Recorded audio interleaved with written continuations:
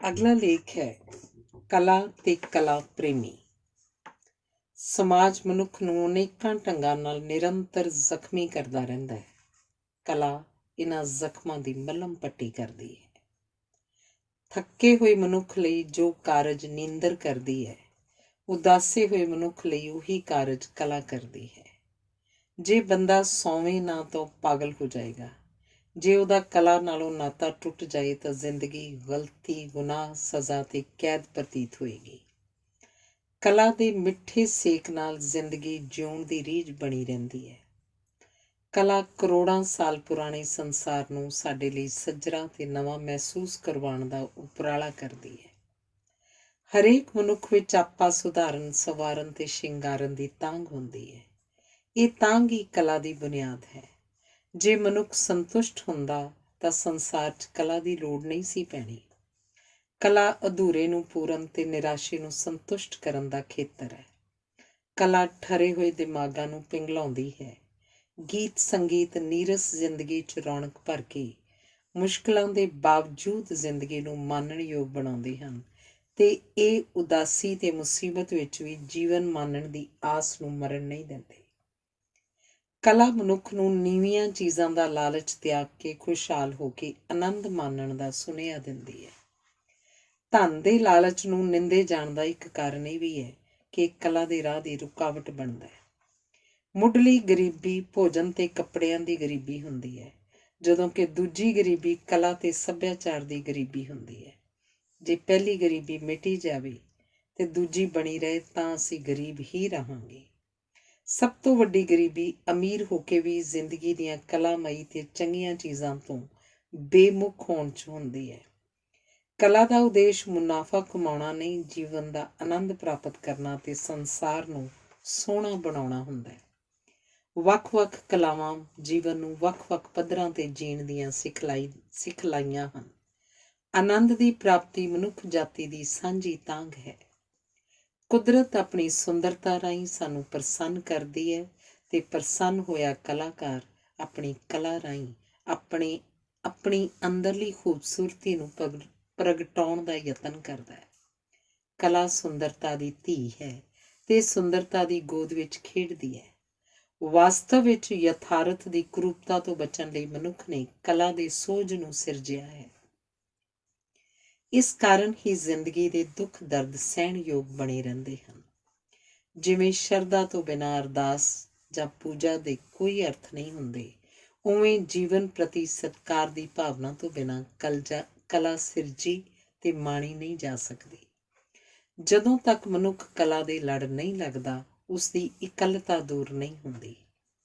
ਕਿਹਾ ਜਾਂਦਾ ਹੈ ਕਿ ਕੇਵਲ ਕਲਾ ਪ੍ਰੇਮੀ ਹੀ ਜ਼ਿੰਦਗੀ ਜਿਉਂਦੇ ਹਨ, ਜਦੋਂ ਕਿ ਬਾਕੀਆਂ ਕੋਲੋਂ ਜ਼ਿੰਦਗੀ ਘੁੰਡ ਕੱਢ ਕੇ ਜਾਂ ਪੱਲਾ ਬਚਾ ਕੇ ਲੰਘ ਜਾਂਦੀ ਹੈ। ਇਹ ਵੀ ਕਿਹਾ ਜਾਂਦਾ ਹੈ ਕਿ ਜੇ ਮਨੁੱਖ ਗਾਉਂਦਾ ਨੱਚਦਾ ਟੁਰਿਆ ਜਾਵੇ ਤਾਂ ਉਹ ਸਿੱਧਾ ਸਵਰਗ ਪਹੁੰਚ ਜਾਏਗਾ। ਕਲਾ ਮਨੋਰੰਜਨ ਨਹੀਂ, ਆਨੰਦ ਹੈ। ਮਨੋਰੰਜਨ ਦਾ ਸੰਬੰਧ ਬਚਪਨ ਨਾਲ ਹੁੰਦਾ ਹੈ। ਜੇ ਵੱਡੇ ਹੋ ਕੇ ਵੀ ਮਨੋਰੰਜਨ ਦੀ ਤਾਂਘ ਕਰਦੇ ਹੋ ਤਾਂ ਤੁਸੀਂ ਅਜੇ ਬੱਚੇ ਹੀ ਹੋ। ਆਨੰਦ ਸਾਨੂੰ ਵਿਸਮਾਦ ਵਿੱਚ ਲੈ ਜਾਂਦਾ ਹੈ, ਸੋ ਕਲਾ ਸਾਨੂੰ ਸਿਖਰਲੇ ਚਸ਼ਮਿਆਂ ਦੇ ਡੂੰਘੇ ਪਾਣੀਆਂ 'ਚ ਉਤਰਨ ਦਾ ਸੁਨੇਹਾ ਦੇ ਕੇ ਆਨੰਦ ਦੀ ਪੱਧਰ ਨੂੰ ਉੱਚਾ ਚੁੱਕ ਦਿੰਦੀ ਹੈ। ਵਪਾਰੀ ਦੀ ਜੇਬ 'ਚ ਪੈਸੇ ਹੁੰਦੇ ਹਨ, ਕਲਾਕਾਰ ਦੇ ਬੋਝੇ 'ਚ ਸੁਪਨੇ ਵੀ ਹੁੰਦੇ ਹਨ। ਸਧਾਰਨ ਬੰਦਾ ਪ੍ਰੇਮਿਕਾ ਦੀਆਂ ਅੱਖਾਂ ਦਾ ਰੰਗ ਵੀ ਵੇਖਦਾ ਹੈ, ਜਦੋਂ ਕਿ ਕਲਾਕਾਰ ਉਹਨਾਂ ਅੱਖਾਂ ਵਿਚਲੀ ਸਤਰੰਗੀ ਪੀਂਘ ਦੀ ਕਲਪਨਾ ਨੂੰ ਵੀ ਨਿਹਾਰਦਾ ਹੈ। ਕਲਾ ਨਾਲ ਮਨੁੱਖ ਵਿੱਚ ਸ਼ਬਨਮ ਵਾਲੀ ਦਰਿਆ ਦਿਲੀ ਆਉਂਦੀ ਹੈ, ਜਿਹੜੀ ਰਾਤ ਵੇਲੇ ਸੋਹਣੇ ਫੁੱਲਾਂ ਉੱਤੇ ਆਪਣੇ ਮੋਤੀ ਲੁਟਾ ਜਾਂਦੀ ਹੈ। ਟਿਕੀ ਹੋਈ ਝੀਲ ਸਾਨੂੰ ਦੋ ਚੰਨ ਵੇਖਣ ਦਾ ਅਵਸਰ ਦਿੰਦੀ ਹੈ। ਵੱਖ-ਵੱਖ ਕਲਾਵਾਂ ਆਨੰਦ ਤੱਕ ਪਹੁੰਚਣ ਦੇ ਵੱਖ-ਵੱਖ ਰਸਤੇ ਹਨ, ਜਦੋਂ ਕਿ ਪਹੁੰਚਣ ਵਾਲੀ ਥਾਂ ਇੱਕੋ ਹੈ। ਕਲਾ ਦਾ ਉਦੇਸ਼ ਸਮੂਹ ਦਾ ਕਲਿਆਣ ਹੈ। ਸੱਭਿਅਤਾ ਦਾ ਆਰੰਭ ਅਨੁਸ਼ਾਸਨ ਨਾਲ ਹੁੰਦਾ ਹੈ, ਵਿਸਥਾਰ ਗਿਆਨ ਨਾਲ, ਵਿਕਾਸ ਆਜ਼ਾਦੀ ਨਾਲ, ਪਕਿਆਈ ਚਰਿੱਤਰ ਨਾਲ ਤੇ ਖੁਸ਼ਹਾਲੀ ਭਰੀ ਵਿਸ਼ਾਲਤਾ ਕਲਾ ਨਾਲ ਆਉਂਦੀ ਹੈ। ਭਾਰਤ ਵਿੱਚ ਹਿੰਦੂ ਧਰਮ ਦੇ ਸਾਰੇ ਤਿਉਹਾਰ ਜਸ਼ਨ ਮਨਾਉਣ ਦੇ ਉਤਸਵ ਹਨ।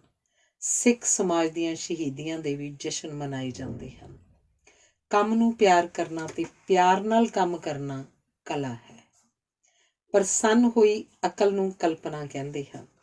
ਅਨੁਭਵ ਦੇ ਖੇਤਰ ਵਿੱਚ ਦੂਰ ਜਾਣ ਲਈ ਸੋਚ ਨਹੀਂ, ਕਲਪਨਾ ਲੋੜੀਂਦੀ ਹੈ। ਕਲਪਨਾ ਦਾ ਕੋਈ ਅੰਤ ਨਹੀਂ। ਕਲਾਕਾਰ ਯਥਾਰਥ ਦੇ ਨਹੀਂ, ਕਲਪਨਾ ਦੇ ਚਲਾਏ ਚੱਲਦੇ ਹਨ। ਜਦੋਂ ਆਤਮਕ ਤੇ ਸਰੀਰਕ ਸ਼ਕਤੀਆਂ ਇਕਸੁਰ ਹੋ ਜਾਣ ਤਾਂ ਇਸ ਹਾਲਤ ਨੂੰ ਸਰੀਰ, ਮਨ, ਬੁੱਧੀ ਤੇ ਆਤਮਾ ਸਾਰੇ ਮਾਣਦੇ ਹਨ। ਕਲਾ ਹਾਰੇ ਹੋਏ ਬੰਦੇ ਵਿੱਚ ਜਿੱਤਣ ਦਾ ਸਿੱਧਕ ਉਪਜਾਉਂਦੀ ਹੈ। ਕਲਾ ਦੇ ਵਿਸ਼ਾਲ ਖੇਤਰ ਦਾ ਮੁੱਖ ਲੱਛਣ ਵੰਨ ਸੁਵੰਨਤਾ ਹੈ। ਸੋ ਕਲਾ ਦਾ ਉਦੇਸ਼ ਅਨੇਕਾਂ ਰੰਗਾਂ, ਨਜ਼ਾਰਿਆਂ, ਰੂਪਾਂ, ਸੁਰਾਂ ਆਦਿ ਨਾਲ ਜੀਵਨ ਦੇ ਅਕੇਵੇਂ ਨੂੰ ਦੂਰ ਕਰਨਾ ਹੁੰਦਾ ਹੈ। ਸਾਰੀਆਂ ਕਲਾਵਾਂ ਇੱਕ ਹੀ ਪਰਿਵਾਰ ਦੀਆਂ ਧੀਆਂ ਨੂੰਹਾਂ ਹਨ। ਧੀਆਂ ਸੱਭਿਆਚਾਰਕ ਵਟਾਂਦਰੇ ਦਾ ਮੁੱਖ ਸਾਧਨ ਹੁੰਦੀਆਂ ਹਨ। ਇਸੇ ਕਰਕੇ ਇੱਕ ਸਮਾਜ ਦੀ ਕਲਾ ਦੂਜੇ ਸਮਾਜ ਵਿੱਚ ਧੀਆਂ ਨੂੰਹਾਂ ਰਾਹੀਂ ਹੀ ਪ੍ਰਵੇਸ਼ ਕਰਦੀ ਹੈ। ਕਲਾ ਦੇ ਖੇਤਰ ਵਿੱਚ ਕਾਲੇ ਪੁਰਸ਼ਾਂ ਦੇ ਮੁਕਾਬਲੇ ਧੀਰਜਵਾਨ ਇਸਤਰੀਆਂ ਇਸੇ ਲਈ ਵਧੇਰੇ ਸਫਲ ਹਨ ਕਿਉਂਕਿ ਇਸਤਰੀਆਂ ਵਿੱਚ ਰਿਆਜ਼ ਤੇ ਅਭਿਆਸ ਦੀ ਯੋਗਤਾ ਵਧੇਰੇ ਹੁੰਦੀ ਹੈ। ਰਿਆਜ਼ ਦਾ ਅਰਥ ਟਿਕ ਜਾਣ ਤੋਂ ਹੈ। ਇਸਤਰੀਆਂ ਦੇ ਜੀਵਨ ਵਿੱਚ ਦੁੱਖ ਦਰਦ ਵੀ ਵਧੇਰੇ ਹਨ। ਸੋ ਇਹਨਾਂ ਦਰਦਾਂ ਨੂੰ ਭੁੱਲਣ ਤੇ ਦੁੱਖਾਂ ਨੂੰ ਕਲਾ 'ਚ ਗੁੰਨਣ ਵਾਸਤੇ ਉਹ ਗੀਤ, ਸੰਗੀਤ ਤੇ ਨ੍ਰਿਤ ਵਿੱਚ ਵਧੇਰੇ ਦਿਲਚਸਪੀ ਲੈਂਦੀਆਂ ਹਨ। ਜੀਵ ਵਿਗਿਆਨਕ ਦ੍ਰਿਸ਼ਟੀ ਤੋਂ ਵੀ ਇਸਤਰੀਆਂ ਇੱਕ ਸੁਰਤਾ ਵਾਲੇ ਕਾਰਜ ਵਧੇਰੇ ਯੋਗਤਾ ਨਾਲ ਕਰਦੀਆਂ ਹਨ। ਜਦੋਂ ਤੱਕ ਮਨੁੱਖ ਇਸਤਰੀ ਦਾ ਸਤਿਕਾਰ ਕਰਨਾ ਨਹੀਂ ਸਿੱਖਦਾ, ਉਹ ਕਲਾ ਦੇ ਖੇਤਰ 'ਚ ਪ੍ਰਵੇਸ਼ ਨਹੀਂ ਕਰ ਸਕਦਾ ਕਿਉਂਕਿ ਕਲਾਕਾਰ ਬਣਨ ਵਾਸਤੇ ਇਸਤਰੀ ਗੁਣ ਧਾਰਨ ਕਰਨੇ ਜ਼ਰੂਰੀ ਹੁੰਦੇ ਹਨ। ਇਸਤਰੀ ਜਨਮ ਜਾਤ ਕਲਾਕਾਰ ਹੁੰਦੀ ਹੈ, ਇਸ ਕਰਕੇ ਉਹ ਕਲਾਕਾਰਾਂ ਨੂੰ ਜਨਮ ਦਿੰਦੀ ਹੈ। ਸੰਸਾਰ ਦਾ ਮੁੱਖ ਕਲਾਕਾਰ ਪਰਮਾਤਮਾ ਹੈ। ਕੁਦਰਤ ਦੇ ਸਭ ਨਜ਼ਾਰੇ ਉਸਦੀ ਕਲਾ ਦੇ ਨਮੂਨੇ ਹਨ। ਸੋ ਕਲਾਕਾਰ ਬਣਨ ਵਾਸਤੇ ਪਰਮਾਤਮਾ ਪ੍ਰਤੀ ਸ਼ਰਧਾ ਲਾਜ਼ਮੀ ਹੈ। ਕਲਾ ਤੇ ਸਾਹਿਤ ਵਿੱਚ ਉਹ ਕੁਝ ਹੀ ਦਰਸਾਇਆ ਜਾਂਦਾ ਹੈ ਜੋ ਸਭ ਲਈ ਮੁੱਲਵਾਨ ਤੇ ਪ੍ਰਭਾਵਸ਼ਾਲੀ ਹੁੰਦਾ ਹੈ। ਸੋ ਕਲਾਕਾਰ ਵਿੱਚ ਸਰਬੱਤ ਦੇ ਭਲੇ ਦੀ ਭਾਵਨਾ ਹੋਣੀ ਵੀ ਜ਼ਰੂਰੀ ਹੈ। ਮਨੁੱਖ ਕਮਾਉਂਦਾ ਬੁੱਧੀ ਨਾਲ ਹੈ, ਪਰ ਜੀਵਨ ਨੂੰ ਉਹ ਮਾਣਦਾ ਦਿਲ ਨਾਲ ਹੈ। ਅਕਲ ਦੀ ਥਾਂ ਕਲਾ ਦਾ ਸੰਬੰਧ ਦਿਲ ਨਾਲ ਹੈ। ਪਰਮਾਤਮਾ ਨੇ ਫੁੱਲ ਬਣਾਏ ਹਨ, ਪਰ ਉਹਦੀ ਕਲਾਕਾਰੀ ਇਸ ਗੱਲ ਵਿੱਚ ਹੈ ਕਿ ਉਹਨੇ ਫੁੱਲਾਂ ਵਿੱਚ ਅਕਲ ਨਹੀਂ ਪਾਈ, ਸੁਗੰਧ ਤੇ ਸੁੰਦਰਤਾ ਪਾਈ ਹੈ। ਕਲਾ ਪਵਿੱਤਰ ਹੀ ਰਹਿੰਦੀ ਹੈ। ਕਲਾਕਾਰ ਭਾਵੇਂ ਵਿਆਹਿਆ ਜਾਵੇ, ਪਰ ਉਹਦੀ ਕਲਾ ਕੁਆਰੀ ਹੀ ਰਹਿੰਦੀ ਹੈ। ਇਸੇ ਲਈ ਕਲਾ ਨਾਲ ਕਲਾਕਾਰ ਦੀ ਮੁਹੱਬਤ ਜੀਵਨ ਭਰ ਚੱਲਦੀ ਹੈ। ਕਵੀ ਆਪਣੀ ਧੁਰ ਅੰਦਰਲੀ ਚੁੱਪ ਵਿੱਚੋਂ ਬੋਲਦਾ ਹੈ। ਜਦੋਂ ਤੱਕ ਅੰਦਰਲਾ ਰੌਲਾ ਤੇ ਸ਼ੋਰ ਚੁੱਪ ਨਹੀਂ ਹੁੰਦੇ, ਕਲਾ ਉਪਜ ਨਹੀਂ ਸਕਦੀ। ਬੇਸੁਰੀਆਂ ਆਵਾਜ਼ਾਂ ਨੂੰ ਰੌਲਾ ਕਹਿੰਦੇ ਹਨ, ਜਦ ਕਿ ਅਣਚਾਹੀ ਆਵਾਜ਼ ਸ਼ੋਰ ਰਖਵਾਉਂਦੀ ਹੈ। ਕਲਾ ਦੇ ਆਲੇ ਦੁਆਲੇ ਚੁੱਪ ਦਾ ਵਾਤਾਵਰਨ ਹੁੰਦਾ ਹੈ। ਕਲਾ ਸ਼ਾਂਤ ਹੋ ਕੇ ਹੀ ਮਾਣੀ ਜਾਂਦੀ ਹੈ ਤੇ ਕਲਾ ਇਕਾਂਤ ਵਾਤਾਵਰਨ ਵਿੱਚੋਂ ਹੀ ਉਪਜਦੀ ਹੈ। ਚੰਗੇ ਕਲਾਕਾਰ ਦਾ ਉਦੇਸ਼ ਪ੍ਰਸਿੱਧ ਹੋਣਾ ਨਹੀਂ, ਮਹਾਨਤਾ ਕਮਾਉਣਾ ਹੁੰਦਾ ਹੈ। ਕਲਾਕਾਰ ਚੱਲਦੇ ਤਾਂ ਮਿਹਨਤ ਨਾਲ ਹਨ, ਪਰ ਪ੍ਰਸ਼ੰਸਾ ਨਾਲ ਉਹ ਚੱਲਣਾ ਜਾਰੀ ਰੱਖਦੇ ਹਨ। ਕਲਾ ਦਾ ਉਦੇਸ਼ ਸੰਕੀਰਨ ਨੂੰ ਤਿਆਗ ਕੇ ਵਿਸ਼ਾਲ ਦਾ ਭਾਗ ਬਣਨਾ ਹੁੰਦਾ ਹੈ। ਆਪਣੀ ਕਲਾ ਦਾ ਰਿਆਜ਼ ਕਲਾਕਾਰ ਦੀਆਂ ਸਾਰੀਆਂ ਸਮੱਸਿਆਵਾਂ ਦਾ ਹੱਲ ਹੁੰਦੀ ਹੈ। ਇੱਕ ਵਾਰੀ ਇੱਕ ਚਿੱਤਰਕਾਰ ਬਿਮਾਰ ਪੈ ਗਿਆ। ਜਦੋਂ ਉਸ ਉੱਤੇ ਕਿਸੇ ਦਵਾਈ ਦਾ ਅਸਰ ਨਾ ਹੋਇਆ ਤਾਂ ਇੱਕ ਹੋਰ ਚਿੱਤਰਕਾਰ ਨੇ ਕਿਹਾ, ਇਹਨੂੰ ਰੰਗ ਸੁੰਘਾਓ, ਇਹ ਠੀਕ ਹੋ ਜਾਏਗਾ। ਇੱਕ ਗੀਤਕਾਰ ਜਦੋਂ ਆਖਰੀ ਦਮਾਂ 'ਤੇ ਸੀ ਤਾਂ ਉਹਦੇ ਚੇਲਿਆਂ ਨੇ ਉਹਦੇ ਲਿਖੇ ਗੀਤਾਂ ਨੂੰ ਜਦੋਂ ਗਾਇਆ ਤਾਂ ਉਹ ਬਿਮਾਰ ਕਵੀ ਵੀ ਉੱਠ ਕੇ ਉਹਨਾਂ ਨਾਲ ਗਾਉਣ ਲੱਗ ਪਿਆ ਸੀ। ਇੱਕ ਵਾਰੀ ਟਾਲਸਟਾਏ ਦੀ ਇੱਕ ਰਚਨਾ ਵਿੱਚ ਇੱਕ ਪਾਤਰ ਵੱਲੋਂ ਜ਼ਹਿਰ ਖਾਣ ਦੀ ਘਟਨਾ ਨੂੰ ਟਾਲਸਟਾਏ ਨੇ ਇੰਨੀ ਸ਼ਿੱਦਤ ਨਾਲ ਚਿਤਰਿਆ ਕਿ ਉਹ ਨਿਢਾਲ ਹੋ ਕੇ ਆਪ ਬਿਮਾਰ ਪੈ ਗਿਆ। ਮੁਆਇਨਾ ਕਰਕੇ ਡਾਕਟਰ ਨੇ ਕਿਹਾ, ਪ੍ਰਤੀਤ ਹੁੰਦਾ ਹੈ ਕਿ ਇਹਨਾਂ ਨੇ ਕੋਈ ਜ਼ਹਿਰ ਖਾ ਲਿਆ। ਇਵੇਂ ਕਲਾ ਸਾਨੂੰ ਸ਼ਿੱਦਤ ਨਾਲ ਜਿਉਣਾ ਸਿਖਾਉਂਦੀ ਹੈ। ਫਰਾਂਸ ਦੇ ਬੱਚਿਆਂ ਦੀ ਇੱਕ ਟੋਲੀ ਜਦੋਂ ਤਾਜ ਮਹਿਲ ਵੇਖਣ ਆਈ ਤਾਂ ਇੱਕ ਲੜਕੀ ਬੜਾ ਰੋਈ। ਮਗਰੋਂ ਉਹਨੇ ਦੱਸਿਆ ਕਿ ਉਹ ਇਹ ਸੋਚ ਕੇ ਰੋਈ ਸੀ ਕਿ ਉਹਦੇ ਮਾਤਾ ਪਿਤਾ ਕਲਾ ਦੇ ਇਸ ਮਹਾਨ ਨਮੂਨੇ ਨੂੰ ਵੇਖੇ ਬਿਨਾਂ ਹੀ ਸੰਸਾਰ ਤੋਂ ਚਲੇ ਗਏ ਸਨ। ਕਲਾਕਾਰ ਸਧਾਰਨ ਵਿਅਕਤੀਆਂ ਨਾਲੋਂ ਵੱਖਰੇ ਢੰਗ ਨਾਲ ਸੋਚਦੇ ਹਨ। ਇਸ ਪੱਖ ਤੋਂ ਸ਼ਿਵ ਨੇ ਲੂਣਾ ਨੂੰ ਵੱਖਰੇ ਢੰਗ ਨਾਲ ਪੇਸ਼ ਕੀਤਾ ਹੈ। ਇਵੇਂ ਭਰਥਰੀ ਹਰੀ ਤੇ ਪਿੰਗਲਾ ਦੀ ਕਹਾਣੀ ਵਿੱਚ ਕਿਹਾ ਜਾਂਦਾ ਹੈ ਕਿ ਇੱਕ ਬ੍ਰਾਹਮਣ ਨੇ ਭਰਥਰੀ ਦੇ ਦਰਬਾਰ ਵਿੱਚ ਰਾਜੇ ਨੂੰ ਸਦਾ ਜਵਾਨ ਰੱਖਣ ਵਾਲਾ ਇੱਕ ਫਲ ਦਿੱਤਾ। ਰਾਜੇ ਨੇ ਉਹ ਫਲ ਆਪਣੀ ਰਾਣੀ ਪਿੰਗਲਾ ਨੂੰ ਦਿੱਤਾ। ਪਿੰਗਲਾ ਨੇ ਆਪਣੇ ਆਸ਼ਿਕ ਦਰੋਗੇ ਨੂੰ ਦਿੱਤਾ, ਦਰੋਗੇ ਨੇ ਆਪਣੀ ਮਾਸ਼ੂਕ ਵੇਸਵਾ ਨੂੰ ਦੇ ਦਿੱਤਾ। ਇਹ ਸੋਚ ਕੇ ਕਿ ਦੇਸ਼ ਦਾ ਰਾਜਾ ਚੰਗਾ ਹੈ, ਲੋਕਾਂ ਦਾ ਭਲਾ ਸੋਚਦਾ ਹੈ, ਹਰ ਕਿਸੇ ਦਾ ਕਲਿਆਣ ਹੀ ਕਰਦਾ ਹੈ, ਉਸ ਵੇਸਵਾ ਨੇ ਉਹ ਫਲ ਭਰਥਰੀ ਨੂੰ ਭੇਟ ਕੀਤਾ। ਭਰਥਰੀ ਹਰੀ ਨੇ ਉਸ ਫਲ ਰਾਹੀਂ ਪਿੰਗਲਾ ਦੀ ਬੇਵਫਾਈ ਤਾਂ ਵੇਖੀ, ਪਰ ਉਸ ਵੇਸਵਾ ਦੀ ਕੁਰਬਾਨੀ ਨਾ ਵੇਖ ਸਕਿਆ। ਅਸੀਂ ਕਹਿੰਦੇ ਹਾਂ ਪਿੰਗਲਾ ਬੇਵਫਾ ਸੀ, ਕਥਾਕਾਰ ਕਹਿੰਦਾ ਧੋਖੇਬਾਜ਼ ਤਾਂ ਦਰੋਗਾ ਵੀ ਸੀ। ਕਥਾਕਾਰ ਦੀ ਕਲਾ ਇਹ ਦੱਸਣ ਵਿੱਚ ਹੈ ਕਿ ਇੱਕ ਵੇਸਵਾ ਦੀ ਸੋਚ ਸਿਖਰ ਕਿਵੇਂ ਛੋ ਗਈ। ਉਹ ਵੇਸਵਾ ਹੋ ਕੇ ਵੀ ਉੱਚੇ ਸੁੱਚੇ ਕਿਰਦਾਰ ਵਾਲੀ ਨਿਕਲੀ। ਬਾਕੀ ਸਾਰੇ ਸਵਾਰਥੀ ਚੰਮ ਖੁਸ਼ੀਆਂ ਵਾਲੇ ਸਨ, ਜਦੋਂ ਕਿ ਕੇਵਲ ਵੇਸਵਾ ਨੇ ਸਮੂਹ ਦੇ ਕਲਿਆਣ ਬਾਰੇ ਸੋਚਿਆ। ਕਲਾਕਾਰ ਸਾਡੀਆਂ ਕੋਮਲ ਤੇ ਸੂਖਮ ਭਾਵਨਾਵਾਂ ਨੂੰ ਟੁੰਬ ਕੇ ਸਾਨੂੰ ਸਮੂਹ ਦੇ ਪੱਖ 'ਚ ਸੋਚਣ ਲਈ ਪ੍ਰੇਰਦੇ ਹਨ। ਕੋਮਲ ਕਲਾਵਾਂ ਦੇ ਪੱਖੋਂ ਕਲਾ 5 ਪ੍ਰਕਾਰ ਦੀ ਮੰਨੀ ਗਈ ਹੈ: ਸੰਗੀਤ, ਗੀਤ, ਨ੍ਰਿਤ, ਚਿੱਤਰਕਾਰੀ ਤੇ ਮੂਰਤੀ ਕਲਾ। ਪੁਰਾਣੇ ਸਮਿਆਂ 'ਚ ਨਾਟਕ, ਭਾਸ਼ਣ, ਜੋਤਿਸ਼, ਜਾਦੂ ਆਦਿ ਯੁੱਧ ਨੂੰ ਵੀ ਕਲਾ ਦਾ ਦਰਜਾ ਪ੍ਰਾਪਤ ਸੀ। ਅਜੋਕੇ ਯੁੱਗ ਵਿੱਚ ਭਵਨ ਨਿਰਮਾਣ, ਫਿਲਮਾਂ, ਫੈਸ਼ਨ, ਖੇਡਾਂ, ਭੋਜਨ ਤੇ ਵਿਗਿਆਨ ਆਦਿ ਕਲਾ ਦੇ ਨਵੇਂ ਰੂਪਾਂ ਵਜੋਂ ਉੱਭਰ ਰਹੇ ਹਨ। ਗੀਤ, ਸੰਗੀਤ ਤੇ ਨ੍ਰਿਤ ਨੂੰ ਸੰਚਾਰ ਸਾਧਨਾਂ ਨੇ ਆਮ ਲੋਕਾਂ ਦੀ ਪਹੁੰਚ ਵਿੱਚ ਲੈ ਆਂਦਾ ਹੈ, ਜਦੋਂ ਕਿ ਚਿੱਤਰਕਾਰੀ ਤੇ ਮੂਰਤੀ ਕਲਾ ਮਹਿੰਗੀਆਂ ਕਲਾਵਾਂ ਹਨ। ਜੋ ਕੁਝ ਗੀਤ ਸੰਗੀਤ 'ਚ ਢਲ ਜਾਂਦਾ ਹੈ, ਉਹ ਸਦੀਵੀ ਹੋ ਜਾਂਦਾ ਹੈ। ਗੁਰੂ ਸਾਹਿਬਾਂ ਦੀ ਬਾਣੀ ਸੰਗੀਤ 'ਚ ਹੋਣ ਕਰਕੇ ਹੀ ਸਦੀਆਂ ਤੋਂ ਗਾਈ ਜਾ ਰਹੀ ਹੈ। ਸੰਗੀਤ ਅਕਲ ਦੀਆਂ ਲਾਈਆਂ ਸੱਟਾਂ ਨੂੰ ਠੀਕ ਕਰ ਦਿੰਦਾ ਹੈ ਤੇ ਕੀਰਤਨ ਤੇ ਭਜਨ ਭੀੜ ਨੂੰ ਸੰਗਤ ਵਿੱਚ ਬਦਲ ਦਿੰਦੇ ਹਨ। ਭਾਰਤ ਵਿੱਚ ਧਰਮ ਦੇ ਪ੍ਰਭਾਵ ਕਾਰਨ ਵੱਖ-ਵੱਖ ਕਲਾਵਾਂ ਵੀ ਪੂਜਣਯੋਗ ਹੋ ਗਈਆਂ ਹਨ। ਰਲ ਕੇ ਗਾਉਣ ਨਾਲ ਸਾਰਿਆਂ ਦੀ ਤਾਕਤ ਵੱਧਦੀ ਹੈ, ਵਿਥਾਂ ਮਿਟਦੀਆਂ ਹਨ, ਸਾਂਝਾਂ ਉਪਜਦੀਆਂ ਹਨ। ਸੰਗੀਤ ਆਤਮਾ ਉੱਤੇ ਜੰਮੀ ਹੋਈ ਧੂੜ ਨੂੰ ਸਾਫ਼ ਕਰ ਦਿੰਦਾ ਹੈ। ਜਨਮ ਤੇ ਮੌਤ ਕੁਦਰਤ ਦੇ ਸਾਜ਼ ਦੀਆਂ 2 ਤਾਰਾਂ ਹਨ, ਜਿਨ੍ਹਾਂ ਉੱਤੇ ਜ਼ਿੰਦਗੀ ਦਾ ਸੰਗੀਤ ਨਿਰਵਿਘਨ ਜਾਰੀ ਰਹਿੰਦਾ ਹੈ। ਸੰਗੀਤ ਉਹਨਾਂ ਭਾਵਾਂ ਨੂੰ ਪ੍ਰਗਟਾਉਂਦਾ ਹੈ ਜਿਹੜੇ ਸ਼ਬਦਾਂ ਰੰਗਾਂ ਵਿੱਚ ਪ੍ਰਗਟਾਏ ਨਹੀਂ ਜਾ ਸਕਦੇ ਤੇ ਜਿਹੜੇ ਪ੍ਰਗਟਾਏ ਬਿਨਾਂ ਰਿਹਾ ਵੀ ਨਹੀਂ ਜਾ ਸਕਦਾ। ਸੰਗੀਤ ਮਨੁੱਖ ਵਿੱਚ ਇਨਸਾਨੀਅਤ ਭਰਦਾ ਹੈ। ਅਮਰੀਕਾ ਵਿੱਚ ਜਦੋਂ ਬੀਟਲਜ਼ ਦਾ ਸੰਗੀਤ ਪ੍ਰੋਗਰਾਮ ਟੈਲੀਵਿਜ਼ਨ 'ਤੇ ਵਿਖਾਇਆ ਗਿਆ ਸੀ ਤਾਂ ਉਹਨਾਂ ਘੰਟਿਆਂ 'ਚ ਸਾਰੇ ਅਮਰੀਕਾ 'ਚ ਕੋਈ ਅਪਰਾਧ ਨਹੀਂ ਸੀ ਹੋਇਆ। ਸੰਗੀਤ ਦੀ ਗੀਤ ਨਾਲ ਡੂੰਘੀ ਸਾਂਝ ਹੈ। ਪੈਗੰਬਰ, ਗੁਰੂ, ਦਰਵੇਸ਼ ਆਦਿ ਲਈ ਸ਼ਾਇਰ ਹੋਣਾ ਬੜਾ ਜ਼ਰੂਰੀ ਹੈ, ਜਿਸ ਕਾਰਨ ਉਹਨਾਂ ਦੇ ਪੈਗਾਮ ਸੁਰੀਲੇ ਤੇ ਰਸੀਲੇ ਬਣ ਜਾਂਦੇ ਹਨ, ਜਿਨ੍ਹਾਂ ਦੀ ਗੂੰਜ ਸਦੀਆਂ ਤੱਕ ਪੈਂਦੀ ਰਹਿੰਦੀ ਹੈ।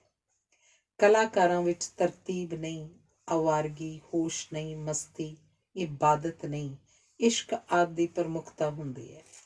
ਕਲਾਕਾਰਾਂ ਦੇ ਆਲੇ ਦੁਆਲੇ ਮਸਤੀ ਦਾ ਇੱਕ ਵਾਤਾਵਰਨ ਹੁੰਦਾ ਹੈ। ਸਾਡੇ ਦੇਸ਼ ਦੇ ਕਈ ਭਾਗਾਂ ਵਿੱਚ ਤੇ ਵਿਸ਼ੇਸ਼ ਕਰਕੇ ਦੱਖਣ ਵਿੱਚ ਕਲਾ ਦੀ ਪਰੰਪਰਾ ਬੜੀ ਪੁਰਾਣੀ ਹੈ। ਕਲਾ ਜਿੰਨੀ ਪੁਰਾਣੀ ਹੁੰਦੀ ਹੈ, ਉਨੀ ਵਧੇਰੇ ਸੱਜਰੀ ਤੇ ਨਿਖਰੀ ਹੋਈ ਪ੍ਰਤੀਤ ਹੁੰਦੀ ਹੈ।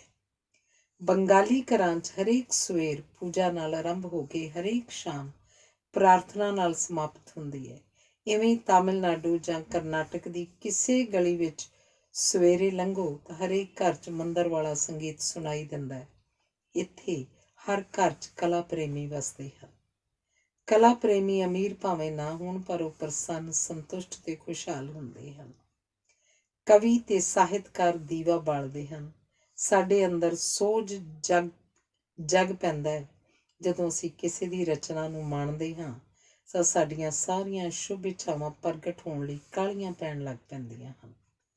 ਜ਼ਿੰਦਗੀ ਵਿੱਚ ਜੋ ਵਰਜਿਤ ਹੈ, ਕਲਾ 'ਚ ਉਸਨੂੰ ਪ੍ਰਗਟਾਉਣ ਦੀ ਖੁੱਲ੍ਹ ਹੁੰਦੀ ਹੈ।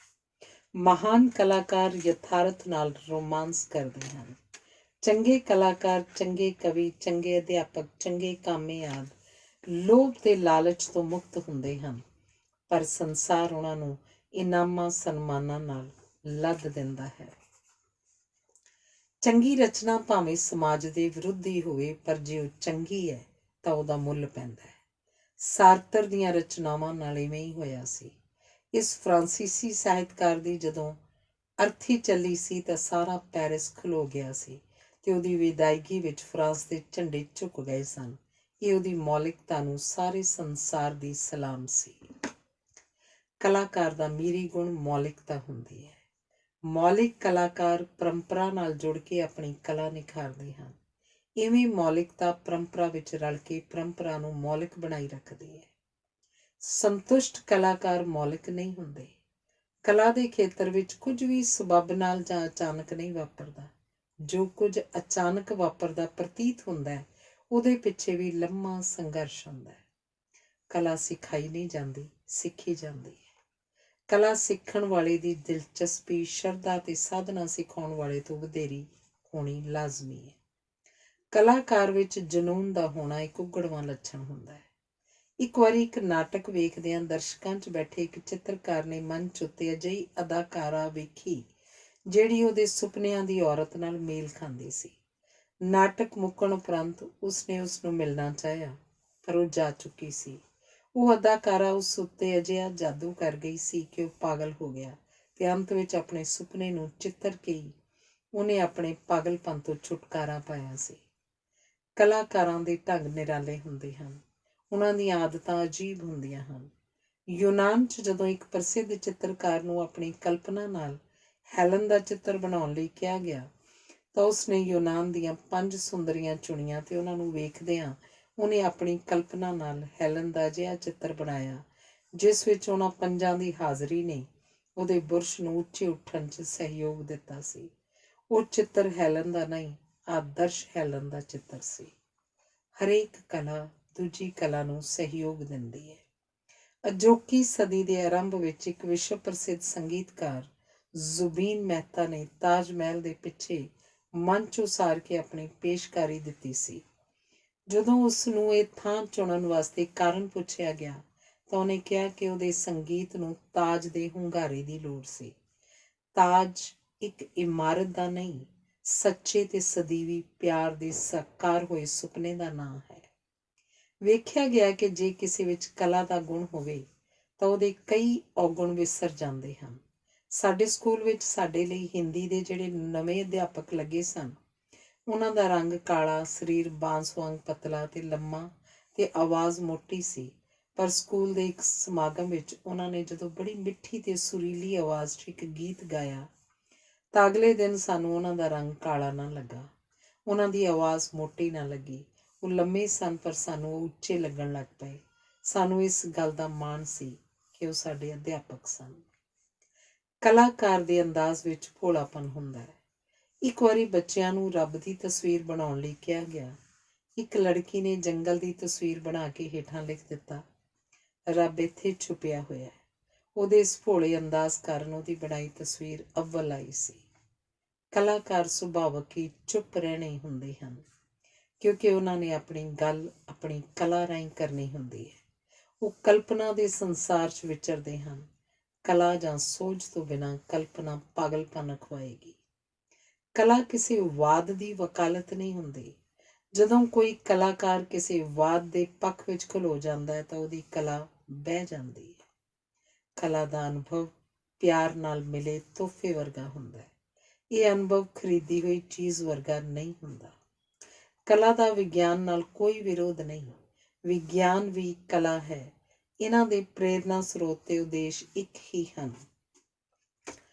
ਕੁਦਰਤ ਦੀਆਂ ਡੂੰਘਾਈਆਂ ਨੂੰ ਤਲਾਸ਼ਣਾ ਤੇ ਨਵੀਨਤਾ ਦੀਆਂ ਸਿਖਰਾਂ ਨੂੰ ਛੂਹਣਾ।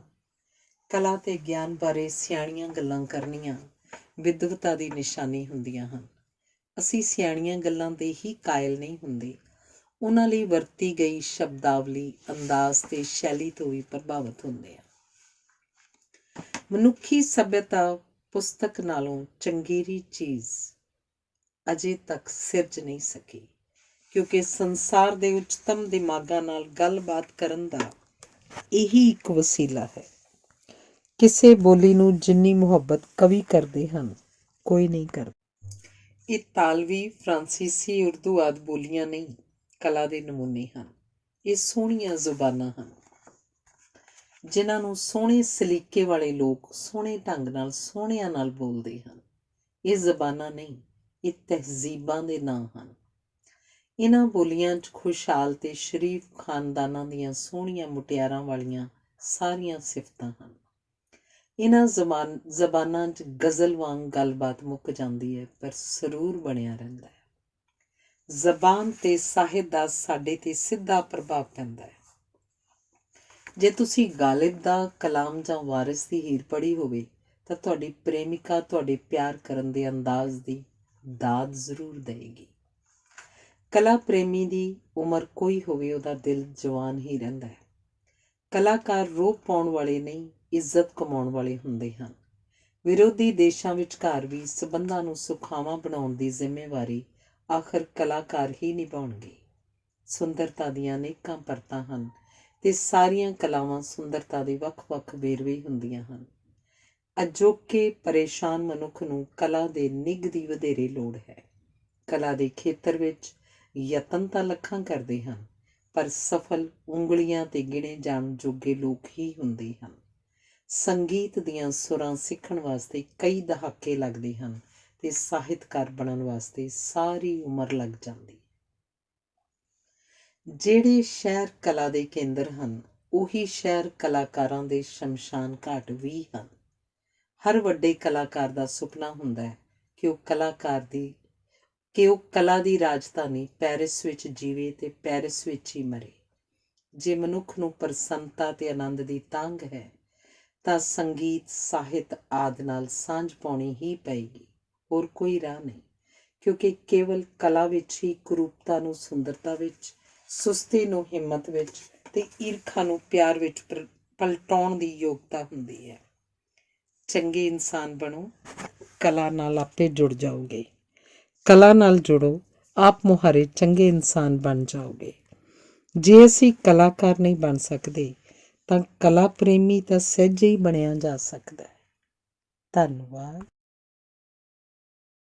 ਅਗਲਾ ਲੇਖ ਹੈ ਰਾਜਨੀਤੀ ਦਾ ਸੰਸਾਰ।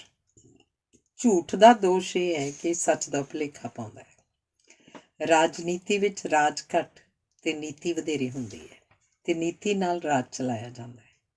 ਰਾਜਨੀਤੀ ਕਾਰਨ ਹੀ ਝੂਠ ਬੋਲਿਆ ਜਾਂਦਾ ਹੈ। ਝੂਠ ਬੋਲਣਾ ਰਾਜਨੀਤੀ ਹੈ। ਝੂਠੇ ਵਾਅਦੇ ਕਰਨੇ ਤੇ ਲੋਕਾਂ ਨੂੰ ਭੁਲੇਖੇ 'ਚ ਰੱਖਣਾ ਰਾਜਨੀਤਿਕ ਵਿਹਾਰ ਹੁੰਦਾ ਹੈ। ਝੂਠ ਬੋਲਣ ਵਿੱਚ ਸਵਾਰਥ ਹੁੰਦਾ ਹੈ। ਰਾਜਨੀਤੀ ਹੈ ਤਾਂ ਸਿਆਣਪ ਨਾਲ ਵੱਡੇ ਫੈਸਲੇ ਕਰਨ ਦਾ ਖੇਤਰ, ਪਰ ਚਤੁਰਾਈ ਤੇ ਚਲਾਕੀ ਦੇ ਪ੍ਰਧਾਨ ਹੋਣ ਕਾਰਨ ਇਹ ਖੇਤਰ ਬਦਨਾਮ ਹੋ ਗਿਆ। ਮਨੁੱਖ ਰਾਜਨੀਤਿਕ ਜੀਵ ਹੈ। ਪਰਿਵਾਰ, ਪਾਰਟੀ, ਧੜਾ, ਗੁੱਟ, ਧਰਮ, ਜਥੇਬੰਦੀ ਆਦਿ ਸਾਰੀਆਂ ਰਾਜਨੀਤਿਕ ਇਕਾਈਆਂ ਹਨ। ਰਾਜਨੀਤੀ ਦੇ ਕੇਂਦਰ 'ਚ ਸੱਚ ਨਹੀਂ ਹੁੰਦਾ, ਤਾਕਤ ਹੁੰਦੀ ਹੈ। ਜੀਵਨ ਵਿੱਚ ਤਾਕਤ ਤੇ ਮਨ ਦੀ ਸ਼ਾਂਤੀ ਦੋਹਾਂ 'ਚੋਂ ਇੱਕ ਹੀ ਪ੍ਰਾਪਤ ਹੋ ਸਕਦੀ ਹੈ। ਜਿਸ ਵਿਹਾਰ ਦਾ ਆਧਾਰ ਝੂਠ ਹੋਵੇ, ਉਸ ਵਿੱਚੋਂ ਸ਼ਾਂਤੀ ਨਹੀਂ ਮਿਲਦੀ। ਝੂਠ ਇਸ ਲਈ ਬੋਲਿਆ ਜਾਂਦਾ ਹੈ ਕਿਉਂਕਿ ਸੱਚ ਨਾਲੋਂ ਵਧੇਰੇ ਚਮਕੀਲਾ, ਦਿਲਚਸਪ ਤੇ ਭਰਮਾਊ ਹੁੰਦਾ ਹੈ। ਝੂਠ ਵਿੱਚ ਲਾਰਾ ਹੁੰਦਾ ਹੈ ਤੇ ਲਾਰੇ ਵਿੱਚ ਆਸ ਹੁੰਦੀ ਹੈ। ਸਧਾਰਨ ਮਨੁੱਖ ਆਸ ਦੇ ਸਹਾਰੇ ਜਿਉਂਦਾ ਹੈ। ਵਪਾਰ ਵਾਂਗ ਰਾਜਨੀਤੀ ਵਿੱਚ ਵੀ ਹਰ ਕਿਸੇ ਦਾ ਯਤਨ ਇਹੀ ਹੁੰਦਾ ਹੈ ਕਿ ਉਹ ਇਮਾਨਦਾਰ ਤੇ ਸ਼ੁਭ ਚਿੰਤਕ ਨਜ਼ਰ ਆਏ। ਰਾਜਨੀਤੀ ਤੇ ਨਾਟਕ ਕਲਾ ਦੇ ਲੱਛਣ ਸਾਂਝੇ ਹਨ, ਕਿਉਂਕਿ ਰਾਜਨੀਤੀ ਵਿੱਚ ਵੀ ਹਰ ਆਗੂ ਦੇ ਕਈ ਚਿਹਰੇ ਹੁੰਦੇ ਹਨ ਤੇ ਹਰ ਚਿਹਰੇ ਦੀ ਮੁਸਕਰਾਹਟ ਵੱਖਰੀ ਹੁੰਦੀ ਹੈ। ਰਾਜਨੀਤੀ 'ਚ ਨਾ ਸਥਾਈ ਦੋਸਤੀ ਹੁੰਦੀ ਹੈ, ਨਾ ਹੀ ਦੁਸ਼ਮਣੀ। ਸਥਾਈ ਕੇਵਲ ਹਿੱਤ ਹੁੰਦੇ ਹਨ। ਇਵੇਂ ਹੀ ਹਿੱਤਾਂ ਦੇ ਟਕਰਾਓ ਕਾਰਨ ਰਾਜਨੀਤੀ ਸਵਾਰਥ ਦਾ ਖੇਤਰ ਹੈ। ਸਵਾਰਥ ਆਰਥਿਕ ਤੇ ਸਮਾਜਿਕ ਜੀਵਨ ਦੇ ਸਾਰਿਆਂ ਕਾਰਜਾਂ ਦਾ ਆਧਾਰ ਹੁੰਦਾ ਹੈ। ਇਸੇ ਕਰਕੇ ਰਾਜਨੀਤੀ ਦਾ ਜੀਵਨ ਨਾਲ ਸਿੱਧਾ ਸੰਬੰਧ ਹੁੰਦਾ ਹੈ। ਅਸੀਂ ਭਾਵੇਂ ਰਾਜਨੀਤੀ 'ਚ ਦਿਲਚਸਪੀ ਨਾ ਲਈਏ, ਰਾਜਨੀਤੀ ਦੀ ਸਾਡੇ ਵਿੱਚ ਦਿਲਚਸਪੀ ਬਣੀ ਰਹਿੰਦੀ ਹੈ। ਰਾਜਨੀਤਿਕ ਬਿਰਤੀ ਕਾਰਨ ਮਨੁੱਖ ਸਮਝੌਤੇ ਤੇ ਗੱਠਜੋੜ ਕਰਕੇ ਇੱਕ ਦੂਜੇ ਨੂੰ ਪੌੜੀ ਬਣਾ ਕੇ ਉੱਪਰ ਚੜ੍ਹਦੇ ਹਨ। ਸਵਾਰਥ ਦੀ ਪ੍ਰਧਾਨਤਾ ਕਾਰਨ ਰਾਜਨੀਤੀ 'ਚ ਕਿਸੇ ਦੀ ਕਹੀ ਗੱਲ ਦਾ ਬੁਰਾ ਨਹੀਂ ਮਨਾਇਆ ਜਾਂਦਾ ਤੇ ਰਾਜਨੀਤੀ 'ਚ ਨਫ਼ਰਤ ਕਰਨ ਨੂੰ ਵੀ ਮਾੜਾ ਨਹੀਂ ਸਮਝਿਆ ਜਾਂਦਾ, ਕਿਉਂਕਿ ਜੀਵਨ ਦੇ ਹਰ ਖੇਤਰ 'ਚ ਤਾਕਤ ਹਮੇਸ਼ਾ ਨਫ਼ਰਤ ਦਾ ਸ਼ਿਕਾਰ ਰਹੀ ਹੈ। ਰਾਜਸੀ ਆਗੂ ਆਪਣੀ ਮਰਜ਼ੀ ਨਾਲ ਨਹੀਂ ਚੱਲਦੇ, ਵਿਰੋਧੀਆਂ ਦੇ ਚਲਾਏ ਚੱਲਦੇ ਹਨ, ਕਿਉਂਕਿ ਦੋਵੇਂ ਧਿਰਾਂ ਇੱਕ ਦੂਜੇ ਉੱਤੇ ਨਜ਼ਰ ਰੱਖਦੀਆਂ ਹਨ। ਹਾਕਮ ਤੇ ਵਿਰੋਧੀ ਧਿਰ ਜੁੜਵੀਆਂ ਭੈਣਾਂ ਵਾਂਗ ਹੁੰਦੇ ਹਨ। ਜਿੱਥੇ ਇੱਕ ਦੂਜੀ ਨੂੰ ਕਹਿੰਦੀ ਹੈ ਆਪਣੀ ਬੁੱਧੀ ਦਾ ਵੇਖ। ਜੇ ਵਿਰੋਧੀ ਧਿਰ ਪ੍ਰਸੰਨ ਹੋਵੇ ਤਾਂ ਸਰਕਾਰ ਦੁਖੀ ਹੁੰਦੀ ਹੈ ਤੇ ਜੇ ਸਰਕਾਰ ਪ੍ਰਸੰਨ ਹੋਵੇ ਤਾਂ ਵਿਰੋਧੀ ਧਿਰ ਪਰੇਸ਼ਾਨ ਹੁੰਦੀ ਹੈ। ਇਵੇਂ ਸਰਕਾਰੀ ਤੇ ਵਿਰੋਧੀ ਧਿਰ ਵਿਚਕਾਰ ਬਾਂਦਰ ਤੇ ਬਿੱਲੀ ਵਾਲੀ ਲੁਕਣ ਮੀਟੀ ਤੇ ਦੂਸ਼ਣਬਾਜ਼ੀ ਨਿਰੰਤਰ ਜਾਰੀ ਰਹਿੰਦੀ ਹੈ। ਰਾਜਨੀਤੀ 'ਚ ਬੱਦਲ ਗਰਜਦੇ ਬੜੇ ਹਨ, ਪਰ ਵਰਦੇ ਕਦੀ-ਕਦੀ ਹਨ। ਰਾਜਨੀਤੀ ਉਹ ਖੇਤਰ ਹੈ ਜਿਸ 'ਚ ਸਭ ਤੋਂ ਵੱਧ ਫੋਟੋਆਂ ਖਿੱਚੀਆਂ ਤੇ ਛਪਵਾਈਆਂ ਜਾਂਦੀਆਂ ਹਨ। ਹਰ ਰੋਜ਼ ਨਵੇਂ ਮਸਲੇ ਉੱਠਦੇ ਹਨ ਤੇ ਉਠਾਏ ਜਾਂਦੇ ਹਨ। ਇਹ ਬਿਨਾਂ ਡੋਰ ਪਤੰਗ ਉਡਾਉਣ ਦਾ ਖੇਤਰ ਹੈ। ਜਿਹੜੇ ਰਾਜਨੀਤਿਕ ਸ਼ਕਤੀ ਪਿੱਛੇ ਦੌੜਦੇ ਹਨ ਉਹ ਸਫਲ ਹੋ ਕੇ ਵੀ ਡਰਦੇ ਰਹਿੰਦੇ ਹਨ, ਕਿਉਂਕਿ ਉਹਨਾਂ ਦੇ ਗੱਦੀ ਮਲਦਿਆਂ ਹੀ ਉਹਨਾਂ ਨੂੰ ਗੱਦੀਆਂ ਲਾਉਣ ਵਾਲੇ ਅੰਦਰਲੇ ਤੇ ਬਾਹਰਲੇ ਵਿਰੋਧੀ ਨਾਲ ਹੀ ਸਰਗਰਮ ਹੋ ਜਾਂਦੇ ਹਨ। ਰਾਜਨੀਤਿਕ ਆਗੂਆਂ ਨੂੰ ਸਭ ਤੋਂ ਭੈੜੇ ਉਹ ਲੱਗਦੇ ਹਨ ਜਿਹੜੇ ਉਹਨਾਂ ਨੂੰ ਕੀਤੇ ਵਾਅਦੇ ਪੂਰੇ ਕਰਨ ਲਈ ਕਹਿੰਦੇ ਹਨ। ਰਾਜਨੀਤੀ ਵਿੱਚ ਅਸਫਲਤਾਵਾਂ ਦਾ ਦੋਸ਼ ਵਿਰੋਧੀਆਂ ਨੂੰ ਤੇ ਪ੍ਰਾਪਤੀਆਂ ਦਾ ਸਿਹਰਾ ਆਪਣੇ ਆਪ ਸਿਰ ਬੰਨ੍ਹਿਆ ਜਾਂਦਾ ਹੈ। ਆਪਣੀ ਪ੍ਰਸ਼ੰਸਾ ਤੇ ਵਿਰੋਧੀਆਂ ਦੀ ਨਿੰਦਾ ਸੁਣਨੀ ਰਾਜਨੀਤਿਕ ਆਗੂਆਂ ਤੇ ਉੱਚੇ ਅਹੁਦਿਆਂ ਤੇ ਲੱਗੇ ਵਿਅਕਤੀਆਂ ਦਾ ਸੁਭਾਅ ਹੁੰਦਾ ਹੈ। ਕਿਸੇ ਵੇਲੇ ਧਰਮ ਸਮਾਜ ਦਾ ਮੁੱਖ ਵਰਤਾਰਾ ਸੀ, ਪਰ ਅਜੋਕੇ ਸੰਸਾਰ 'ਚ ਹਰ ਖੇਤਰ 'ਚ ਰਾਜਨੀਤੀ ਦਾ ਬੋਲਬਾਲਾ ਹੈ। ਮਨੁੱਖ ਵਿੱਚ ਭੋਜਨ, ਕਾਮ, ਧਨ, ਜਾਇਦਾਦ ਤੇ ਰੁਤਬੇ ਦੀਆਂ ਲਾਲਸਾਵਾਂ ਉਪਰੰਤ ਰਾਜਨੀਤਿਕ ਸ਼ਕਤੀ ਨੂੰ ਹਥਿਆਉਣ ਦੀ ਲਾਲਸਾ ਉਪਜਦੀ ਹੈ। ਇਸ ਤੋਂ ਵੀ ਅਗਲੇਰੀ ਲਾਲਸਾ ਅਮਰ ਹੋਣ ਦੀ ਹੁੰਦੀ ਹੈ। ਪਾਰਟੀ ਕੋਈ ਹੋਵੇ, ਹਰ ਕੋਈ ਆਗੂ ਹੀ ਬਣਨਾ ਚਾਹੁੰਦਾ ਹੈ। ਵਰਕਰ ਬਣਨਾ ਕਿਸੇ ਦਾ ਉਦੇਸ਼ ਨਹੀਂ ਹੁੰਦਾ। ਇਸੇ ਕਰਕੇ ਚੋਣਾਂ ਨੇੜੇ ਆਗੂ ਖੁੰਭਾਂ ਵਾਂਗ ਉੱਗਦੇ ਹਨ। ਖੁੰਭ ਦੀ ਵਿਸ਼ੇਸ਼ਤਾ ਹੀ ਹੈ ਕਿ ਇਹਦੀ ਜੜ ਨਹੀਂ ਹੁੰਦੀ। ਰਾਜਨੀਤੀ ਵਿੱਚ ਜਿਹੜੇ ਤਾਕਤ ਤੋਂ ਬਾਹਰ ਹੁੰਦੇ ਹਨ ਉਹ ਧਰਮ, ਜ਼ਾਤ, ਖੇਤਰ ਆਦਿ ਦਾ ਨਾਅਰਾ ਮਾਰ ਕੇ ਮੁੜ ਇਸ ਖੇਤਰ 'ਚ ਦਾਖਲ ਹੁੰਦੇ ਹਨ। ਸੰਤੁਸ਼ਟਤਾ ਰਾਜਨੀਤੀ ਦਾ ਲੱਛਣ ਨਹੀਂ ਹੈ। ਇੱਛਾ ਹੁੰਦੀ ਹੈ ਜਿੱਤ ਜਾਵਾਂ, ਜਿੱਤ ਕੇ ਇੱਛਾ ਉਪਜਦੀ ਹੈ ਮੰਤਰੀ ਬਣ ਜਾਵਾਂ, ਮੰਤਰੀ ਬਣ ਕੇ ਇੱਛਾ ਜਾਗਦੀ ਹੈ ਮਹਿਕਮਾ ਚੰਗਾ ਮਿਲ ਜਾਏ। ਇਹਨਾਂ ਇੱਛਾਵਾਂ ਕਾਰਨ ਰਾਜਨੀਤੀ 'ਚ ਰੱਜ ਨਹੀਂ ਹੁੰਦਾ, ਭੁੱਖ ਹੀ ਹੁੰਦੀ ਹੈ। ਮੰਤਰੀ ਮੰਡਲ 'ਚ ਵਾਧਾ ਕਰਕੇ ਰਹਿ ਗਿਆ ਨੂੰ ਧਰਵਾਸ ਦੇਣ ਲਈ ਕਿਹਾ ਜਾਂਦਾ ਹੈ ਕਿ ਮੰਤਰੀ ਮੰਡਲ 'ਚ ਅਗਲਾ ਵਾਧਾ ਜਲਦੀ ਕੀਤਾ ਜਾਏਗਾ। ਰਾਜਨੀਤੀ ਵਿੱਚ ਸਨਮਾਨ ਯਾਦ ਨਹੀਂ ਰਹਿੰਦਾ, ਪਰ ਕਿਸੇ ਵੱਲੋਂ ਕੀਤਾ ਅਪਮਾਨ ਭੁੱਲਦਾ ਨਹੀਂ। ਸੋ ਮੋੜਵਾਂ ਵਾਰ ਕਰਨ ਲਈ ਢੁਕਵਾਂ ਮੌਕਾ ਲੱਭਿਆ ਤੇ ਉਡੀਕਿਆ ਜਾਂਦਾ ਹੈ ਤੇ ਇਹ ਮੌਕਾ ਜਲਦੀ ਮਿਲ ਜਾਂਦਾ ਹੈ। ਜਿਹੜੇ ਪਿੱਛੋਂ ਆ ਕੇ ਅੱਗੇ ਲੰਘ ਜਾਂਦੇ ਹਨ ਉਹਨਾਂ ਨੂੰ ਅਕਿਰਤ ਘਣ ਕਹਿ ਕੇ ਨਿੰਦਿਆ ਜਾਂਦਾ ਹੈ। ਰਾਜਨੀਤੀ 'ਚ ਨਿੰਦਾ ਸ਼ਾਸਤਰ ਖੁੱਲ੍ਹ ਕੇ ਵਰਤਿਆ ਜਾਂਦਾ ਤੇ ਹਰ ਕੋਈ ਇਸ ਸ਼ਾਸਤਰ ਦੀ ਵਿਸ਼ੇਸ਼ਣ ਬਣ ਜਾਂਦਾ ਹੈ। ਨਿੰਦਾ ਦੇ ਸ਼ਲੋਕ ਹਰ ਕਿਸੇ ਨੂੰ ਜ਼ਬਾਨੀ ਯਾਦ ਹੁੰਦੇ ਹਨ। ਰਾਜਨੀਤੀ ਅਤਿਅੰਤ ਤਣਾਅ ਤੇ ਦਬਾਅ ਦਾ ਖੇਤਰ ਹੈ। ਜਿੰਨੀਆਂ ਚਿੰਤਾਵਾਂ ਤੇ ਪਰੇਸ਼ਾਨੀਆਂ ਵਿੱਚੋਂ ਰਾਜਸੀ ਆਗੂਆਂ ਨੂੰ ਲੰਘਣਾ ਪੈਂਦਾ ਹੈ, ਉਹਨਾਂ ਵਿੱਚੋਂ ਲੰਘਦਿਆਂ ਸਧਾਰਨ ਮਨੁੱਖਤਾ ਪਾਗਲ ਹੀ ਹੋ ਜਾਏ। ਜਿਹੋ ਜਿਹਾ ਸਮਾਜ ਹੁੰਦਾ ਹੈ ਉਹੋ ਜਿਹਾ ਹੀ ਰਾਜਸੀ ਆਗੂ ਤੇ ਉਹੋ ਜਿਹੀ ਸਰਕਾਰ ਹੁੰਦੀ ਹੈ। ਸਾਡੇ ਆਗੂ ਸਾਡਾ ਹੀ ਰੂਪ ਹਨ। ਜੇ ਸਮਾਜ ਭ੍ਰਿਸ਼ਟ ਹੈ ਤਾਂ ਰਾਜਨੀਤੀ ਵੀ ਭ੍ਰਿਸ਼ਟ ਹੋਏਗੀ। ਜੇ ਸਮਾਜ 'ਚ ਨੈਤਿਕਤਾ ਜਾਂ ਇਮਾਨਦਾਰੀ ਵਧੇਗੀ ਤਾਂ ਰਾਜਨੀਤੀ ਵਿੱਚ ਵੀ ਵਧੇਗੀ। ਰਾਜਨੀਤਿਕ ਆਗੂਆਂ ਨੂੰ ਭੰਡਣਾ ਆਮ ਲੋਕਾਂ ਦਾ ਮਨੋਰੰਜਨ ਹੁੰਦਾ ਹੈ, ਪਰ ਲੋੜ ਉਹਨਾਂ 'ਤੇ ਤਰਸ ਖਾਣ ਦੀ ਹੁੰਦੀ ਹੈ। ਆਮ ਸਧਾਰਨ ਲੋਕ ਨਿੱਕੀ ਜਿਹੀ ਗੱਲ ਨਾਲ ਕਈ ਦਿਨ ਪਰੇਸ਼ਾਨ ਰਹਿੰਦੇ ਹਨ। 2 ਮਹਿਮਾਨ ਆ ਜਾਣ ਤਾਂ ਘਬਰਾ ਜਾਂਦੇ ਹਨ। 100 ਆਦਮੀ ਇਕੱਠੇ ਕਰਨੇ ਹੋਣ ਤਾਂ ਥਕਾਵਟ ਨਾਲ ਨਿਢਾਲ ਹੋ ਜਾਂਦੇ ਹਨ। ਕੋਈ ਨਿਰਣਾ ਕਰਨਾ ਪਵੇ ਤਾਂ ਮੁਲਤਵੀ ਕਰਦੇ ਰਹਿੰਦੇ ਹਨ। ਕਿਸੇ ਸਮੱਸਿਆ ਬਾਰੇ ਸੋਚਦਿਆਂ ਬਿਮਾਰ ਪੈ ਜਾਂਦੇ ਹਨ। ਪਰ ਇਹੀ ਲੋਕ ਰਾਜਨੀਤਿਕ ਆਗੂਆਂ ਦੀ ਆਲੋਚਨਾ ਕਰਨ 'ਚ ਸਭ ਤੋਂ ਅੱਗੇ ਹੁੰਦੇ ਹਨ। ਦੂਜੇ ਪਾਸੇ ਰਾਜਨੀਤਿਕ ਆਗੂ ਨੂੰ ਭੰਬੀਰੀ ਵਾਂਗ ਘੁੰਮਣਾ ਪੈਂਦਾ ਹੈ। ਰਾਜਨੀਤੀ ਵਿੱਚ ਸਫਲਤਾ ਤਾਂ ਕਦੇ ਕਦਾਈ ਮਿਲਦੀ ਹੈ, ਪਰ ਅਸਫਲਤਾ, ਵਿਰੋਧ ਤੇ ਨਿੰਦਾ ਮਿਲਦੀ ਹੀ ਰਹਿੰਦੀ ਹੈ। ਚੋਣ ਹਾਰ ਕੇ ਹਾਰਿਆ ਹੋਇਆ ਆਗੂ ਅਗਲੀ ਚੋਣ 'ਤੇ ਆਸ ਲਾਉਂਦਾ ਹੈ, ਪਰ ਅਕਸਰ ਇਸ ਉਡੀਕ 'ਚ ਉਹਦੀ ਸਾਰੀ ਉਮਰ ਲੰਘ ਜਾਂਦੀ ਹੈ। ਆਮ ਸਧਾਰਨ ਲੋਕਾਂ ਦੀ ਟੇਕ ਧਰਮ ਉੱਤੇ ਹੁੰਦੀ ਹੈ, ਜਦੋਂ ਕਿ ਚੁਸਤ ਲੋਕਾਂ ਦਾ ਖੇਤਰ ਰਾਜਨੀਤੀ ਹੁੰਦਾ ਹੈ। ਅਜੋਕੇ ਰਾਜਸੀ ਆਗੂ ਤੇ ਸੰਤ ਵਿਚਕਾਰ ਅੰਤਰ ਕੇਵਲ ਲਿਬਾਸ ਤੇ ਭਾਸ਼ਾ ਦਾ ਹੁੰਦਾ ਹੈ ਤੇ ਸਧਾਰਨ ਲੋਕ ਇਹਨਾਂ ਦੋਹਾਂ ਦੇ ਸ਼ਿਕਾਰ ਹੁੰਦੇ ਹਨ। ਇੱਕ ਰਾਜਸੀ ਆਗੂ ਨੇ ਇੱਕ ਡੇਰੇ ਵਾਲੇ ਨੂੰ ਕਿਹਾ ਸੀ, ਤੁਸੀਂ ਹੀ ਸਾਰਿਆਂ ਨੂੰ ਲੁੱਟੀ ਜਾਂਦੇ ਹੋ, ਕੁਝ ਨੂੰ ਸਾਡੇ ਲਈ ਵੀ ਛੱਡ ਦਿਓ। ਧਰਮ ਸਰਲ ਲੋਕਾਂ ਦਾ ਖੇਤਰ ਹੁੰਦਾ ਹੈ, ਜਦੋਂ ਕਿ ਰਾਜਨੀਤੀ 'ਚ ਵਿਸ਼ੇਸ਼ ਤੇ ਗੁੰਝਲਦਾਰ ਲੋਕ ਵਿਚਰਦੇ ਹਨ। ਰਾਜਨੀਤੀ 'ਚ ਕੁਝ ਵੀ ਨਿਸ਼ਚਿਤ ਨਹੀਂ ਹੁੰਦਾ, ਸੋ ਇਸ ਖੇਤਰ 'ਚ ਸਫਲ ਹੋਣਾ ਸੌਖਾ ਨਹੀਂ ਹੈ। ਧਰਮ 'ਚ ਪੂਜਾ ਹੁੰਦੀ ਹੈ, ਜਦੋਂ ਕਿ ਰਾਜਨੀਤੀ 'ਚ ਜੈ ਜੈਕਾਰ ਵੀ ਹੁੰਦੀ ਹੈ ਤੇ ਹਾਏ ਹਾਏ ਵੀ ਹੁੰਦੀ ਹੈ। ਰਾਜਨੀਤੀ ਚਿੰਤਨ ਦਾ ਨਹੀਂ, ਕਾਰਜ ਤੇ ਅਣਥੱਕ ਜਦੋਜਹਿਦ ਤੇ ਵਿਰੋਧ ਦਾ ਖੇਤਰ ਹੈ। ਚਿੰਤਨਸ਼ੀਲ ਬੰਦੇ ਰਾਜਨੀਤੀ 'ਚ ਸਫਲ ਨਹੀਂ ਹੁੰਦੇ, ਕਿਉਂਕਿ ਅਜਿਹੇ ਵਿਅਕਤੀ ਸਿਧਾਂਤਕ ਹੁੰਦੇ ਹਨ। ਜਿਹੜੇ ਸੋਚਦੇ ਤੇ ਸਾਰਿਆਂ ਦੀ ਸਹਿਮਤੀ ਉਡੀਕਦੇ ਨਿਰਣਾ ਕਰਨ 'ਚ ਪਛੜ ਜਾਂਦੇ ਹਨ।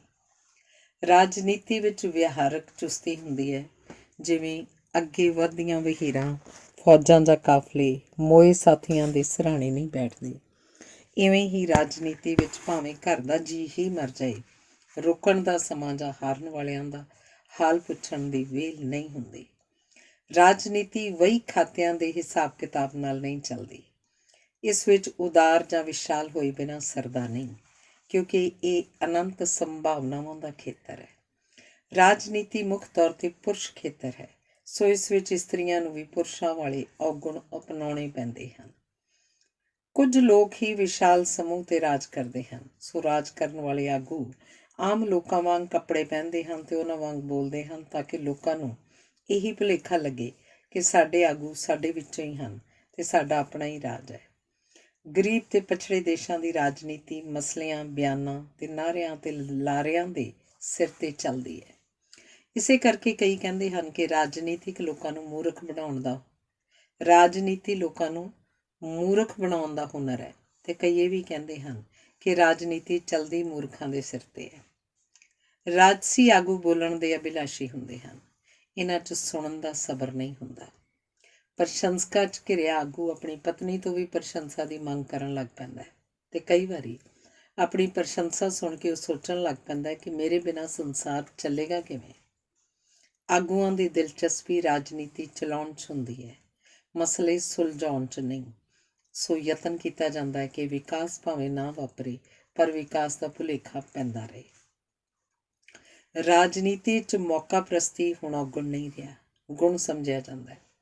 ਇਸ ਕਾਰਨ ਕਰਕੇ ਕੋਈ ਸਰਕਾਰ 3 ਹਾਲਤਾਂ ਵਿੱਚ ਹੀ ਆਪਣਾ ਕੋਈ ਵਾਅਦਾ ਪੂਰਾ ਕਰਦੀ ਹੈ: ਜਦੋਂ ਸਰਕਾਰ ਡਿੱਗਦੀ ਹੋਵੇ, ਜਾਂ ਜਦੋਂ ਵਾਅਦਾ ਪੂਰਾ ਕਰਨ ਦਾ ਲਾਭ ਹੁੰਦਾ ਹੋਵੇ, ਜਾਂ ਜਦੋਂ ਚੋਣਾਂ ਨੇੜੇ ਹੋਣ। ਕਈ ਵਾਰੀ ਵਾਅਦਾ ਪੂਰਾ ਕਰਨ ਦਾ ਸੁਨਹਿਰੀ ਮੌਕਾ ਹੱਥੋਂ ਨਿਕਲ ਜਾਂਦਾ ਹੈ। ਇਹ ਸੁਨਹਿਰੀ ਹੋਣ ਕਰਕੇ ਹੱਥੋਂ ਨਹੀਂ ਨਿਕਲਦਾ, ਇਹ ਹੱਥੋਂ ਨਿਕਲਣ ਕਰਕੇ ਸੁਨਹਿਰੀ ਜਾਪਣ ਲੱਗ ਪੈਂਦਾ ਹੈ। ਸੋ ਲੋਕ ਆਪਣਾ ਗੁੱਸਾ ਸਰਕਾਰ ਪਲਟਾ ਕੇ ਪ੍ਰਗਟ ਕਰਦੇ ਹਨ। ਅਕਸਰ ਲੋਕ ਸਰਕਾਰ ਪਲਟਾਉਣ ਜਾਂ ਇਨਕਲਾਬ ਲਿਆਉਣ ਦੇ ਹੱਕ 'ਚ ਇਸ ਲਈ ਹੁੰਦੇ ਹਨ ਕਿਉਂਕਿ ਉਹ ਸਮਝਦੇ ਹਨ ਕਿ ਇਵੇਂ ਕਰਨ ਨਾਲ ਉਹਨਾਂ ਦੀਆਂ ਸਮੱਸਿਆਵਾਂ ਦਾ ਅੰਤ ਹੋ ਜਾਏਗਾ, ਪਰ ਉਹਨਾਂ ਦੀ ਇਹ ਇੱਛਾ ਰੇਤ ਛਲ ਹੀ ਸਾਬਤ ਹੁੰਦੀ ਹੈ। ਸਰਕਾਰਾਂ ਕਾਨੂੰਨ ਬਣਾਉਂਦੀਆਂ ਹਨ ਪਰ ਲਾਗੂ ਨਹੀਂ ਕਰਦੀਆਂ। ਕਾਨੂੰਨ ਉਦੋਂ ਤੱਕ ਹੀ ਕਾਨੂੰਨ ਹੁੰਦਾ ਜਦੋਂ ਤੱਕ ਕਾਨੂੰਨ ਮੰਨਣ ਵਾਲਿਆਂ ਦੀ ਗਿਣਤੀ ਕਾਨੂੰਨ ਤੋੜਨ ਵਾਲਿਆਂ ਨਾਲੋਂ ਵਧੇਰੇ ਹੋਵੇ, ਪਰ ਜੇ ਉਹ ਅਨੁਪਾਤ ਉਲਟ ਜਾਵੇ ਤਾਂ ਕਾਨੂੰਨ, ਹੁਕਮਨਾਮਾ, ਫਤਵਾ ਜਾਂ ਫਰਮਾਨ ਸਭ ਅਰਥਹੀਨ ਹੋ ਜਾਂਦੇ ਹਨ। ਅਜਿਹੀ ਹਾਲਤ ਵਿੱਚ ਚੋਰ, ਡਾਕੂ, ਬਦਮਾਸ਼, ਸਮਗਲਰ ਆਦਿ ਪ੍ਰਧਾਨ ਹੋ ਜਾਂਦੇ ਹਨ। ਸਾਡਾ ਬਹੁਤਾ ਸੰਬੰਧ ਸਥਾਨਕ ਰਾਜਨੀਤੀ ਨਾਲ ਹੁੰਦਾ ਹੈ, ਪਰ ਰਾਜਨੀਤੀ ਦਾ ਇੱਕ ਉੱਪਰਲਾ ਮੰਡਲ ਹੁੰਦਾ ਹੈ ਜਿੱਥੇ ਵਿਅਕਤੀਆਂ ਦਾ ਨਹੀਂ, ਸਮੁੱਚੀ ਕੌਮ ਦਾ, ਆਉਣ ਵਾਲੀਆਂ ਪੀੜ੍ਹੀਆਂ ਦਾ ਅਤੇ ਕਈ ਵਾਰ ਸਮੁੱਚੀ ਮਾਨਵ ਜਾਤੀ ਦਾ ਭਵਿੱਖ ਦਾਅ ਉੱਤੇ ਲੱਗਿਆ ਹੁੰਦਾ ਹੈ। ਇਹ ਅੰਤਰਰਾਸ਼ਟਰੀ ਰਾਜਨੀਤੀ ਦਾ ਖੇਤਰ ਹੁੰਦਾ ਹੈ ਜਿੱਥੇ ਸਿਆਸਤਦਾਨ ਵਿਸ਼ਵ ਪੱਧਰ ਦੇ ਗੱਠਜੋੜ, ਵਪਾਰਕ ਤੇ ਸਮਝੌਤੇ ਆਦਿ ਕਰਦੇ ਹਨ। ਦੇਸ਼ਾਂ ਦੀਆਂ ਹੱਦਾਂ, ਸਰਹੱਦਾਂ, ਆਯਾਤ ਨਿਰਯਾਤ, ਸਹਾਇਤਾ, ਸਹਿਯੋਗ ਆਦਿ ਮਸਲੇ ਚੋਟੀ ਦੀ ਰਾਜਨੀਤੀ 'ਚ ਨਜਿੱਠੇ ਜਾਂਦੇ ਹਨ। ਇਹ ਬੜਾ ਹੀ ਗੁੰਝਲਦਾਰ ਖੇਤਰ ਹੈ ਜਿੱਥੇ ਹਰੇਕ ਸ਼ਬਦ ਨਾਪ ਤੋਲ ਕੇ ਬੋਲਿਆ ਜਾਂਦਾ ਹੈ ਤੇ ਅਕਸਰ ਅਸਲੀ ਅਰਥ ਛੁਪੇ ਹੋਏ ਹੁੰਦੇ ਹਨ। ਉਦਾਹਰਨ ਵਜੋਂ ਬਰਤਾਨੀਆ ਵੱਲੋਂ ਸੁਏਜ਼ ਨਹਿਰ 'ਤੇ ਹਮਲਾ ਕਰਨ ਵੇਲੇ ਭਾਰਤ ਨੇ ਬਰਤਾਨੀਆ ਦੀ ਆਲੋਚਨਾ ਕਰਕੇ ਬੜੀ ਦਲੇਰੀ ਵਿਖਾਈ ਸੀ। ਅਸਲ 'ਚ ਇਸ ਆਲੋਚਨਾ 'ਚ ਕੋਈ ਦਲੇਰੀ ਨਹੀਂ ਸੀ ਕਿਉਂਕਿ ਅਮਰੀਕਾ ਪਹਿਲਾਂ ਹੀ ਬਰਤਾਨੀਆ ਨੂੰ ਝਾੜ ਪਾ ਚੁੱਕਾ ਸੀ। ਛੁਪੀ ਹੋਈ ਸੱਚਾਈ ਇਹ ਸੀ ਕਿ ਭਾਰਤ ਨੇ ਬਰਤਾਨੀਆ ਦਾ ਵਿਰੋਧ ਨਹੀਂ ਸੀ ਕੀਤਾ, ਅਮਰੀਕਾ ਦੀ ਹਮਾਇਤ ਕੀਤੀ ਸੀ। ਵੀਅਤਨਾਮ ਉੱਤੇ ਅਮਰੀਕਾ ਦੇ ਹਮਲੇ ਸਮੇਂ ਅਮਰੀਕਾ ਦੀ ਨਿੰਦਾ ਕਰਨ ਦੀ ਬਜਾਏ ਭਾਰਤ ਨੇ ਕਿਹਾ ਸੀ ਕਿ ਮਾਮਲਾ ਸਾਡੇ ਵਿਚਾਰ ਅਧੀਨ ਹੈ। ਇਵੇਂ ਜਦੋਂ ਰੂਸ ਨੇ ਅਫਗਾਨਿਸਤਾਨ 'ਤੇ ਹਮਲਾ ਕੀਤਾ ਸੀ ਤਾਂ ਭਾਰਤ ਨੇ ਰੂਸ ਦੀ ਨਿੰਦਾ ਨਹੀਂ ਸੀ ਕੀਤੀ, ਸਗੋਂ ਕਿਹਾ ਸੀ ਕਿ ਅਫਗਾਨਾਂ ਨੇ ਰੂਸੀ ਫੌਜਾਂ ਨੂੰ ਆਪ ਬੁਲਾਇਆ ਸੀ। ਭ੍ਰਿਸ਼ਟਾਚਾਰ ਵਾਂਗ ਹੀ ਰਾਜਨੀਤੀ ਅਜੋਕੇ ਯੁੱਗ ਦਾ ਵਰਤਾਰਾ ਹੀ ਨਹੀਂ, ਇਹ ਹਰੇਕ ਯੁੱਗ ਦਾ ਵਰਤਾਰਾ ਰਹੀ ਹੈ। ਪਹਿਲਾਂ ਧਰਮ ਰਾਹੀਂ ਰਾਜਨੀਤੀ ਚਲਾਈ ਜਾਂਦੀ ਸੀ, ਹੁਣ ਰਾਜਨੀਤੀ ਰਾਹੀਂ ਧਰਮ ਚਲਾਏ ਜਾਂਦੇ ਹਨ। ਧਰਮ ਹਮੇਸ਼ਾ ਹਾਕਮ ਜਮਾਤ ਦਾ ਹੀ ਚੱਲਦਾ ਹੈ। ਜਿਵੇਂ ਭਾਰਤ ਵਿੱਚ ਮੁਗਲਾਂ ਨੇ ਹਕੂਮਤ ਕੀਤੀ ਤੇ ਇਸਲਾਮ ਲਾਗੂ ਕੀਤਾ। ਭਾਰਤ ਵਿੱਚ ਜਦੋਂ ਅੰਗਰੇਜ਼ ਹਾਕਮ ਬਣੇ, ਉਹਨਾਂ ਨੇ ਆਪਣਾ ਧਰਮ ਵੀ ਲਿਆਂਦਾ ਤੇ ਆਪਣੀ ਜੀਵਨ ਜਾਚ ਵੀ ਲਾਗੂ ਕੀਤੀ। ਮੁਗਲਾਂ ਨੇ ਭਾਰਤ 'ਤੇ ਹਕੂਮਤ ਕੀਤੀ ਸੀ, ਅੰਗਰੇਜ਼ਾਂ ਨੇ ਰਾਜ ਕੀਤਾ ਸੀ। ਹਕੂਮਤ ਵਿੱਚ ਤਾਕਤ ਵਰਤੀ ਜਾਂਦੀ ਹੈ, ਬਾਕੀ ਸਭ ਕੁਝ ਪਹਿਲੇ ਵਾਂਗ ਹੀ ਚੱਲਦਾ ਹੈ, ਜਦਕਿ ਰਾਜ ਕਾਨੂੰਨ ਰਾਹੀਂ ਕੀਤਾ ਜਾਂਦਾ ਹੈ। ਵੇਖਿਆ ਗਿਆ ਕਿ ਸਰਕਾਰਾਂ ਵੱਲੋਂ ਤੇਜ਼ੀ ਨਾਲ ਲਾਗੂ ਕੀਤੇ ਪਰਿਵਰਤਨਾਂ ਦਾ ਵਿਰੋਧ ਹੁੰਦਾ ਹੈ। ਲੋਕ ਪਰਿਵਰਤਨ ਦੇ ਪੱਖ 'ਚ ਨਹੀਂ ਹੁੰਦੇ, ਪਰ ਆਰਥਿਕ ਵਿਕਾਸ ਦੇ ਪੱਖ 'ਚ ਹੁੰਦੇ ਹਨ। ਆਦਤਾਂ, ਪਰੰਪਰਾਵਾਂ, ਰੀਤੀ ਰਿਵਾਜ ਵਿੱਚੋਂ ਮਨੁੱਖ ਨੂੰ ਸੁੱਖ ਮਿਲਦਾ ਹੈ, ਜਦਕਿ ਪਰਿਵਰਤਨ ਭਾਵੇਂ ਲਾਭਕਾਰੀ ਹੋਵੇ, ਉਸ ਵਿੱਚੋਂ ਬੇਆਰਾਮੀ ਉਪਜਦੀ ਹੈ। ਉਦਾਹਰਣ ਵਜੋਂ 16ਵੀਂ ਸਦੀ ਦੇ ਆਰੰਭ ਵਿੱਚ ਇੰਗਲੈਂਡ ਦੇ ਰਾਜੇ ਹੈਨਰੀ ਨੇ ਜਦੋਂ ਆਪਣੀ ਪਤਨੀ ਨੂੰ ਤਲਾਕ ਦੇਣਾ ਚਾਹਿਆ ਤਾਂ ਪੋਪ ਨੇ ਪ੍ਰਵਾਨਗੀ ਨਾ ਦਿੱਤੀ। ਹੈਨਰੀ ਨੇ ਨਵਾਂ ਧਰਮ ਲਾਗੂ ਕਰਕੇ ਪੁਰਾਣੇ ਗਿਰਜੇ ਬੰਦ ਕਰਵਾ ਦਿੱਤੇ। ਗਿਰਜੇ ਦੇ ਸ਼ਰਧਾਲੂਆਂ ਦੇ ਦਾਨ 'ਤੇ ਪਲਣ ਵਾਲੇ ਮੰਗਤੇ ਤੇ ਗਿਰਜੇ ਦੇ ਸ਼ਰਧਾਲੂ ਸੜਕਾਂ 'ਤੇ ਆ ਗਏ ਤੇ ਰਾਜੇ ਦੇ ਵਿਰੁੱਧ ਹੋ ਗਏ। ਇਵੇਂ ਭਾਰਤ ਦੇ ਮੁਹੰਮਦ ਤੁਗਲਕ ਦੇ ਪਰਿਵਰਤਨ ਨੂੰ ਲੋਕਾਂ ਨੇ ਪ੍ਰਵਾਨ ਨਹੀਂ ਸੀ ਕੀਤਾ। ਮਿਸਰ ਵਿੱਚ ਇੱਕ ਧੀ ਨੇ ਆਪਣੇ ਪਿਤਾ ਦਾ ਤਖਤਾ ਉਲਟਾ ਕੇ ਆਪਣੀਆਂ ਭੈਣਾਂ ਤੇ ਪਿਤਾ ਨੂੰ ਦੇਸ਼ ਨਿਕਾਲਾ ਦੇ ਕੇ ਇਕੱਲਿਆਂ ਰਾਜ ਕਰਨ ਵਾਸਤੇ ਆਪਣੇ ਪਤੀ ਨੂੰ ਵੀ ਕਤਲ ਕਰਵਾ ਦਿੱਤਾ। ਪਰ ਲੋਕਾਂ ਨੇ ਆਪਣੇ ਪਤੀ ਦੀ ਕਾਤਲ ਤੇ ਆਪਣੇ ਪਿਤਾ ਪ੍ਰਤੀ ਅਕਿਰਤ ਘਣ ਮਹਾਰਾਣੀ ਵਿਰੁੱਧ ਬਗਾਵਤ ਕਰਕੇ ਜਲਾਵਤਨ ਪਿਤਾ ਰਾਜੇ ਨੂੰ ਮੁੜ ਤਖਤ 'ਤੇ ਬਿਠਾ ਦਿੱਤਾ ਸੀ। ਇਵੇਂ ਜਦੋਂ ਕੋਈ ਸਰਕਾਰ ਆਮ ਲੋਕਾਂ ਨੂੰ ਦਿੱਤੀ ਹੋਈ ਕਿਸੇ ਪ੍ਰਕਾਰ ਦੀ ਕੋਈ ਸਹੂਲਤ ਵਾਪਸ ਲੈਂਦੀ ਹੈ ਤਾਂ ਵਿਰੋਧ ਹੁੰਦਾ ਹੈ। ਰਾਜਨੀਤੀ ਵਿੱਚ ਸਰਕਾਰੀ ਤੇ ਵਿਰੋਧੀ ਧਿਰਾਂ ਅਕਸਰ ਲੋਕਾਂ ਨੂੰ ਦੇਸ਼ ਦੀ ਅਣਖ, ਧਰਮ ਦੀ ਰਖਵਾਲੀ ਤੇ ਵਿਦੇਸ਼ੀ ਹਮਲੇ ਦਾ ਮਸਲਾ ਉਭਾਰ ਕੇ ਆਪਣੇ ਮਗਰ ਲਾਉਂਦੀਆਂ ਹਨ। ਹਰ ਦੇਸ਼ 'ਚ ਲਗਭਗ 50 ਕੁ ਪਰਿਵਾਰ ਹੁੰਦੇ ਹਨ ਜਿਹੜੇ ਉਸ ਦੇਸ਼ ਦੀ ਰਾਜਨੀਤਿਕ ਸ਼ਕਤੀ ਉੱਤੇ ਕਾਬਜ਼ ਰਹਿੰਦੇ ਹਨ। ਉਹਨਾਂ ਪਰਿਵਾਰਾਂ ਦੇ ਭਾਵੇਂ ਰਾਜਨੀਤਿਕ ਵਿਰੋਧ ਹੋਣ, ਪਰ ਅੰਦਰ ਖਾਤੇ ਇਹਨਾਂ ਦੀਆਂ ਰਿਸ਼ਤੇਦਾਰੀਆਂ ਹੁੰਦੀਆਂ ਹਨ। ਭਾਰਤ ਵਿੱਚ ਹਰੇਕ ਧਰਮ ਨੇ ਰਾਜ ਘਰਾਣਿਆਂ ਦਾ ਪੱਖ ਪੂਰ ਕੇ ਉਹਨਾਂ ਨੂੰ ਸੂਰਜਵੰਸ਼ੀ, ਚੰਦਰਵੰਸ਼ੀ ਦੱਸ ਕੇ ਹੋਣੀ ਤੇ ਕਿਸਮਤ ਵਿੱਚ ਲੋਕਾਂ ਦਾ ਵਿਸ਼ਵਾਸ ਜਗਾ ਕੇ ਜਨ ਸਮੂਹ ਨੂੰ ਵਿਦਰੋਹ ਕਰਨ ਤੋਂ ਰੋਕਿਆ। ਨਿਰਸੰਦੇਹ ਧਰਮ ਦਾ ਇਹ ਰਾਜਨੀਤਿਕ ਰੋਲ ਸੀ। ਰਾਜਨੀਤੀ ਵਿੱਚ ਜੈ ਜੈਕਾਰ ਜਿੱਤਦੀ ਹੁੰਦੀ ਹੈ, ਜਿੱਤਣ ਵਾਲੇ ਦੀ ਨਹੀਂ। ਪਰ ਜਿੱਤਣ ਵਾਲੇ ਅਕਸਰ ਇਹ ਭੁਲੇਖਾ ਖਾਂਦੇ ਹਨ ਕਿ ਸਾਡਾ ਜਿੱਤ ਜਾਣਾ ਹੀ ਵਿਕਾਸ ਦਾ ਸੂਚਕ ਹੈ ਤੇ ਜਿੱਤ ਦੇ ਜਸ਼ਨ ਨੂੰ ਉਸ ਦੀ ਵੀ ਵਰਤਾਰਾ ਸਮਝ ਲੈਂਦੇ ਹਨ। ਜਦੋਂ ਜੇਤੂ ਕੁਝ ਨਹੀਂ ਕਰ ਸਕਦਾ ਤਾਂ ਉਹ ਕਹਿੰਦਾ ਹੈ ਕਿ ਵਿਰੋਧੀ ਕੁਝ ਕਰਨ ਨਹੀਂ ਦਿੰਦੇ। ਅਕਸਰ ਵੱਡਾ ਰਾਜਸੀ ਆਗੂ ਆਪਣੇ ਘਰ ਦੇ ਜੀਆਂ ਜਾਂ ਸਲਾਹਕਾਰਾਂ ਜਾਂ ਚਾਪਲੂਸਾਂ ਕਾਰਨ ਬਦਨਾਮ ਹੋ ਜਾਂਦਾ ਹੈ। ਰਾਜਨੀਤੀ ਇਸ ਕਰਕੇ ਨਿੰਦੀ ਜਾਂਦੀ ਹੈ ਕਿਉਂਕਿ ਇਸ ਖੇਤਰ 'ਚ ਕੁਝ ਵੀ ਕਿਸੇ ਨੇਮ ਜਾਂ ਅਸੂਲ ਨਾਲ ਨਹੀਂ ਵਾਪਰਦਾ। ਚੋਣਾਂ ਸਮੇਂ ਵਰਕਰਾਂ ਨੂੰ ਕਿਹਾ ਜਾਂਦਾ ਹੈ ਕਿ ਟਿੱਡੀ ਦਲ ਵਾਂਗ ਹਲਕੇ 'ਤੇ ਛਾ ਜਾਓ, ਜਦੋਂ ਕਿ ਉਮੀਦਵਾਰ ਆਪਣੇ ਪਰਿਵਾਰਕ ਜੀਆਂ ਨੂੰ ਬਣਾਇਆ ਜਾਂਦਾ ਹੈ। ਗੱਲ ਅਸੂਲਾਂ ਦੀ ਕੀਤੀ ਜਾਂਦੀ ਹੈ, ਪਰ ਪਾਲੇ ਹਿੱਤ ਜਾਂਦੇ ਹਨ। ਨਾਰਾ ਧਰਮ ਨਿਰਪੇਖਤਾ ਦਾ ਲਾਇਆ ਜਾਂਦਾ, ਪਰ ਵੋਟਾਂ ਵੇਲੇ ਵੱਖ-ਵੱਖ ਧਰਮਾਂ ਤੇ ਜ਼ਾਤਾਂ ਦੀਆਂ ਵੋਟਾਂ ਗਿਣੀਆਂ ਜਾਂਦੀਆਂ ਹਨ। ਉਪਦੇਸ਼ ਅੰਧ ਵਿਸ਼ਵਾਸਾਂ ਨੂੰ ਤਿਆਗਣ ਦਾ ਦਿੱਤਾ ਜਾਂਦਾ ਹੈ, ਪਰ ਜੋਤਸ਼ੀ ਨੂੰ ਪੁੱਛਿਆ ਜਾਂਦਾ ਹੈ ਕਿ ਉਮੀਦਵਾਰੀ ਦੇ ਕਾਗਜ਼ ਦਾਖਲ ਕਰਨ ਦਾ ਸ਼ੁਭ ਸਮਾਂ ਕਿਹੜਾ ਹੈ। ਰਾਜਨੀਤੀ 'ਚ ਕੰਜੂਸ ਵਿਅਕਤੀ ਲਈ ਕੋਈ ਥਾਂ ਨਹੀਂ, ਕਿਉਂਕਿ ਪੈਸਾ ਰੋੜ ਕੇ ਤਾਕਤ ਹਥਿਆਉਣ ਦੀ ਖੇਡ ਹੈ। ਰਾਜਨੀਤੀ 'ਚ ਪੈਸਾ ਤੇ ਤਾਕਤ ਨੇੜੇ-ਨੇੜੇ ਰਹਿੰਦੇ ਹਨ। ਜਦੋਂ ਰਾਜਨੀਤੀ ਪੁਸ਼ਤੀ ਹੋ ਜਾਂਦੀ ਹੈ ਤੇ ਹਰੇਕ ਅਗਲੇਰੀ ਪੁਸ਼ਤ ਪਹਿਲੀ ਨਾਲੋਂ ਭੈੜੀ ਤੇ ਨਲਾਇਕ ਸਿੱਧ ਹੁੰਦੀ ਹੈ। ਪੁਸ਼ਤੀ ਰਾਜਨੀਤੀ ਜ਼ਾਤ-ਪਾਤ ਦੀ ਇੱਕ ਨਵੀਂ ਪ੍ਰਣਾਲੀ ਹੈ, ਜਿਸ ਵਿੱਚ ਜ਼ਾਤ-ਪਾਤ ਪ੍ਰਣਾਲੀ ਵਾਲੇ ਸਾਰੇ ਦੋਸ਼ ਹੁੰਦੇ ਹਨ। ਰਾਜਨੀਤੀ ਵਿੱਚ ਵਿਰੋਧੀ ਧਿਰ ਨਾਲ ਵਿਹਾਰ ਤੋਂ ਹਾਕਮ ਪਾਰਟੀ ਦੀ ਮਜ਼ਬੂਤੀ ਜਾਂ ਕਮਜ਼ੋਰੀ ਦਾ ਪਤਾ ਲੱਗਦਾ ਹੈ। ਜੇ ਹਾਕਮ ਪਾਰਟੀ ਮਜ਼ਬੂਤ ਹੋਵੇ ਤਾਂ ਵਿਰੋਧੀਆਂ ਦੇ ਬਿਆਨਾਂ ਜਾਂ ਧਮਕੀਆਂ ਦੀ ਪਰਵਾਹ ਨਹੀਂ ਕੀਤੀ ਜਾਂਦੀ। ਰਾਜਨੀਤੀ ਵਿੱਚ ਧਮਕੀਆਂ ਦੇਣੀਆਂ ਕਮਜ਼ੋਰੀ ਦੀ ਨਿਸ਼ਾਨੀ ਹੁੰਦੀ ਹੈ। ਪੰਚਾਇਤ ਤੋਂ ਲੈ ਕੇ ਪਾਰਲੀਮੈਂਟ ਤੱਕ ਰਾਜਨੀਤਿਕ ਆਗੂਆਂ ਦੇ ਆਲੇ ਦੁਆਲੇ ਖੁਸ਼ਾਮਦੀਆਂ ਝੋਲੀ ਚੁੱਕਾਂ ਦਾ ਝੁਰਮਟ ਹੋਣਾ ਲਾਜ਼ਮੀ ਹੈ। ਆਗੂ ਚੰਦਰਮਾ ਵਾਂਗ ਉਂਗਲੀ ਕਰਦਾ, ਆਗੂ ਚੰਦਰਮਾ ਵੱਲ ਉਂਗਲੀ ਕਰਦਾ, ਝੋਲੀ ਚੁੱਕ ਉਂਗਲੀ ਵੇਖਦੇ ਹਨ, ਚੰਦਰਮਾ ਨਹੀਂ। ਝੋਲੀ ਚੁੱਕ ਇਮਾਨਦਾਰ ਆਗੂ ਨੂੰ ਖੁਸ਼ਾਮਦੀ ਬੇਈਮਾਨ ਆਦਿ ਬਣਾ ਕੇ ਹੀ ਛੱਡਦੇ ਹਨ। ਅਜੋਕੇ ਮਨੁੱਖ ਦੇ ਹਰੇਕ ਵਰਤਾਰੇ 'ਚ ਰਾਜਨੀਤੀ ਹੈ। ਹੁਣ ਤਾਂ ਪਿਆਰ ਤੇ ਪਰਿਵਾਰ ਵੀ ਰਾਜਨੀਤਿਕ ਪੈਂਤੜਿਆਂ ਤੋਂ ਬਿਨਾਂ ਨਹੀਂ ਚੱਲਦਾ। ਛੋਟੀਆਂ ਥਾਵਾਂ ਦੇ ਆਗੂ ਤੇ ਪਤਵੰਤੇ ਅਕਾਊ ਹੋਣ ਕਰਕੇ ਬੜਾ ਪਰੇਸ਼ਾਨ ਕਰਦੇ ਹਨ। ਜਿੰਨੀ ਭੱਜ ਦੌੜ ਛੋਟੀਆਂ ਚੌਧਰਾਂ ਵਾਸਤੇ ਕਰਨੀ ਪੈਂਦੀ ਹੈ, ਉਨੀ ਵੱਡੀਆਂ ਵਾਸਤੇ ਲੋੜ ਨਹੀਂ ਪੈਂਦੀ। ਹਰ ਯੁੱਗ ਵਿੱਚ ਕਿਸੇ ਇੱਕ ਵਰਤਾਰੇ ਦਾ ਬੋਲਬਾਲਾ ਹੁੰਦਾ ਹੈ। ਕਿਸੇ ਵੇਲੇ ਅੰਧ ਵਿਸ਼ਵਾਸ ਦਾ ਸੀ, ਫਿਰ ਧਰਮ ਦਾ ਬੋਲਬਾਲਾ ਹੋਇਆ।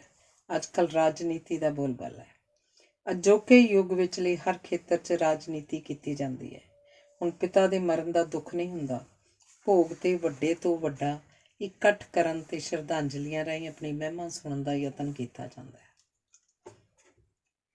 ਅਜੋਕੇ ਸੰਤ ਵੀ ਰਾਜਨੀਤਿਕ ਦਾਅ ਪੇਚ ਵਰਤਦੇ ਹਨ।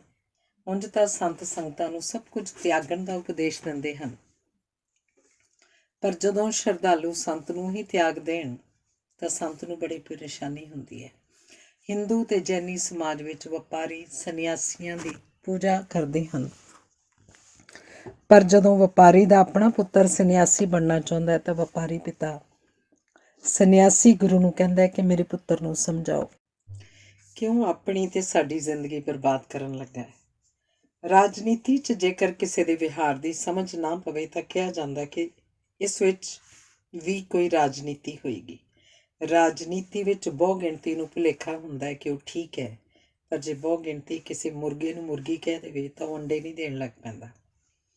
ਭੋਲੇ ਲੋਕ ਸਮਝਦੇ ਹਨ ਕਿ ਮੀਟਿੰਗ ਕਰਕੇ ਮਤੇ ਪਾਸ ਕਰਨ ਨਾਲ ਸਮੱਸਿਆ ਹੱਲ ਹੋ ਜਾਏਗੀ।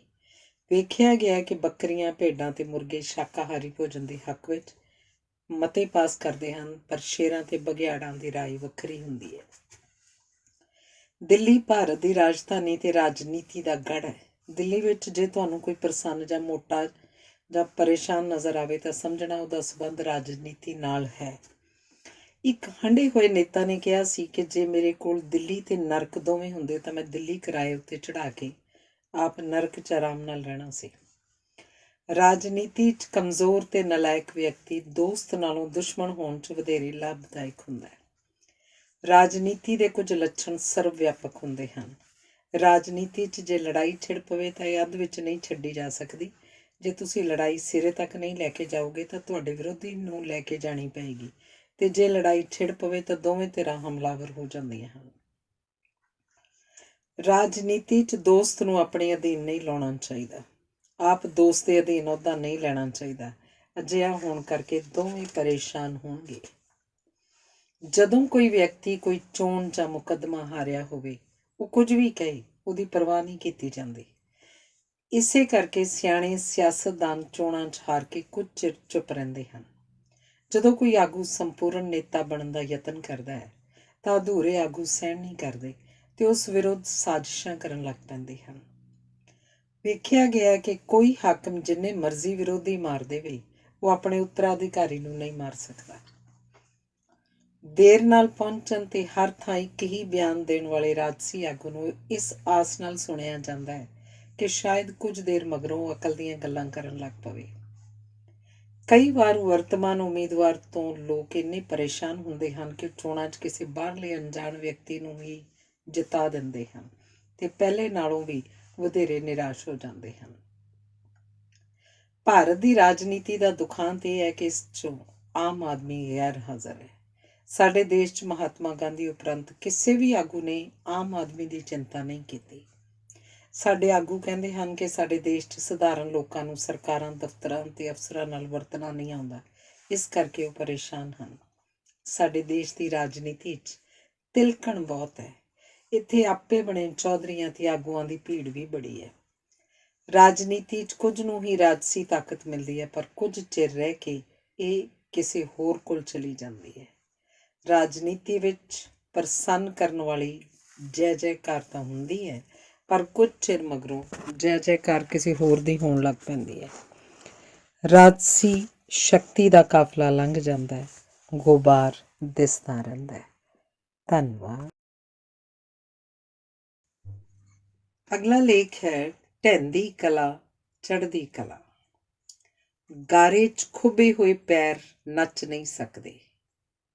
ਚੰਗੇ ਦਿਨਾਂ ਦੀ ਆਸ ਤੋਂ ਬਿਨਾਂ ਜਿਉਣਾ ਢਹਿੰਦੀ ਕਲਾ ਹੁੰਦੀ ਹੈ। ਆਸ ਦੇ ਮਰਨ ਨਾਲ ਹੀ ਢਹਿੰਦੀ ਕਲਾ ਦਾ ਜਨਮ ਹੁੰਦਾ ਹੈ। ਜਦੋਂ ਕੋਈ ਆਪਣੇ ਘਰ ਦਾ ਰਾਹ ਭੁੱਲ ਜਾਏ ਤਾਂ ਅਜਿਹੇ ਮਨੁੱਖ ਵਿੱਚ ਕਿਸੇ ਦਾ ਰਸਤਾ ਜਾਂ ਮੰਜ਼ਿਲ ਬਣਨ ਦੀ ਹਿੰਮਤ ਨਹੀਂ ਰਹਿੰਦੀ। ਕੁਰਾਹੇ ਪੈ ਕੇ ਭਟਕਣਾ ਢਹਿੰਦੀ ਕਲਾ ਦਾ ਪਹਿਲਾ ਲੱਛਣ ਹੁੰਦਾ ਹੈ। ਗਿੱਲੀ ਲੱਕੜ ਵਿੱਚੋਂ ਉੱਠਦਾ ਕਾਲਾ ਧੂੰਆਂ ਭਾਂਬੜ ਨਹੀਂ ਬਣਦਾ। ਢਹਿੰਦੀ ਕਲਾ ਵਿੱਚ ਗ੍ਰਸਿਆ ਵਿਅਕਤੀ ਆਪਣੀ ਸੂਝ ਤੇ ਤਾਕਤ ਨੂੰ ਉਵੇਂ ਹੀ ਵਰਤਦਾ ਹੈ ਜਿਵੇਂ ਸੱਜੇ ਹੱਥ ਨਾਲ ਕੰਮ ਕਰਨ ਵਾਲਾ ਕਾਰੀਗਰ ਖੱਬੇ ਹੱਥ ਨਾਲ ਕੰਮ ਕਰਨ ਦਾ ਯਤਨ ਕਰੇ। ਇਵੇਂ ਨਾ ਕੰਮ ਨਿਬੜਦੇ ਹਨ, ਨਾ ਕੰਮਾਂ 'ਚ ਬਰਕਤ ਪੈਂਦੀ ਹੈ। ਭਾਵੇਂ ਕੋਈ ਵਿਅਕਤੀ ਠੀਕ ਰਸਤੇ 'ਤੇ ਵੀ ਹੋਵੇ, ਪਰ ਜੇ ਉਹ ਟੁਰਦਾ ਨਹੀਂ ਤਾਂ ਠੀਕ ਰਸਤੇ 'ਤੇ ਹੋਣ ਦਾ ਵੀ ਕੋਈ ਲਾਭ ਨਹੀਂ ਹੋਏਗਾ। ਮਨੁੱਖ ਪੈਰਾਂ ਨਾਲ ਨਹੀਂ ਟੁਰਦਾ, ਉਹਨੂੰ ਟੋਰਦੇ ਹਨ ਉਸਦੇ ਉਦੇਸ਼, ਆਦਰਸ਼ ਤੇ ਨਿਸ਼ਾਨੇ। ਸਮੁੰਦਰੀ ਜਹਾਜ਼ ਦੇ ਸਫ਼ਰ ਵਿੱਚ ਸਮੁੰਦਰੀ ਛੱਲਾਂ ਕਾਰਨ ਜੇ ਇੱਕ ਵਾਰੀ ਉਲਟੀ ਆ ਜਾਏ ਤਾਂ ਬਾਕੀ ਯਾਤਰਾ 'ਚ ਉਲਟੀ ਆਉਣ ਦਾ ਡਰ ਬਣਿਆ ਰਹਿੰਦਾ ਹੈ। ਜੇ ਕਿਸੇ ਵੀ ਪ੍ਰਕਾਰ ਦਾ ਡਰ ਹੋਵੇ ਤਾਂ ਮਨੁੱਖ ਜਲਦੀ ਥੱਕ ਜਾਂਦਾ ਹੈ ਤੇ ਉਹਨੂੰ ਸਧਾਰਨ ਸਵਾਲਾਂ ਦੇ ਜਵਾਬ ਤੇ ਸਮੱਸਿਆਵਾਂ ਦੇ ਹੱਲ ਵੀ ਵਕਤ ਲੰਘ ਜਾਣ ਮਗਰੋਂ ਹੀ ਸੁੱਝਦੇ ਹਨ।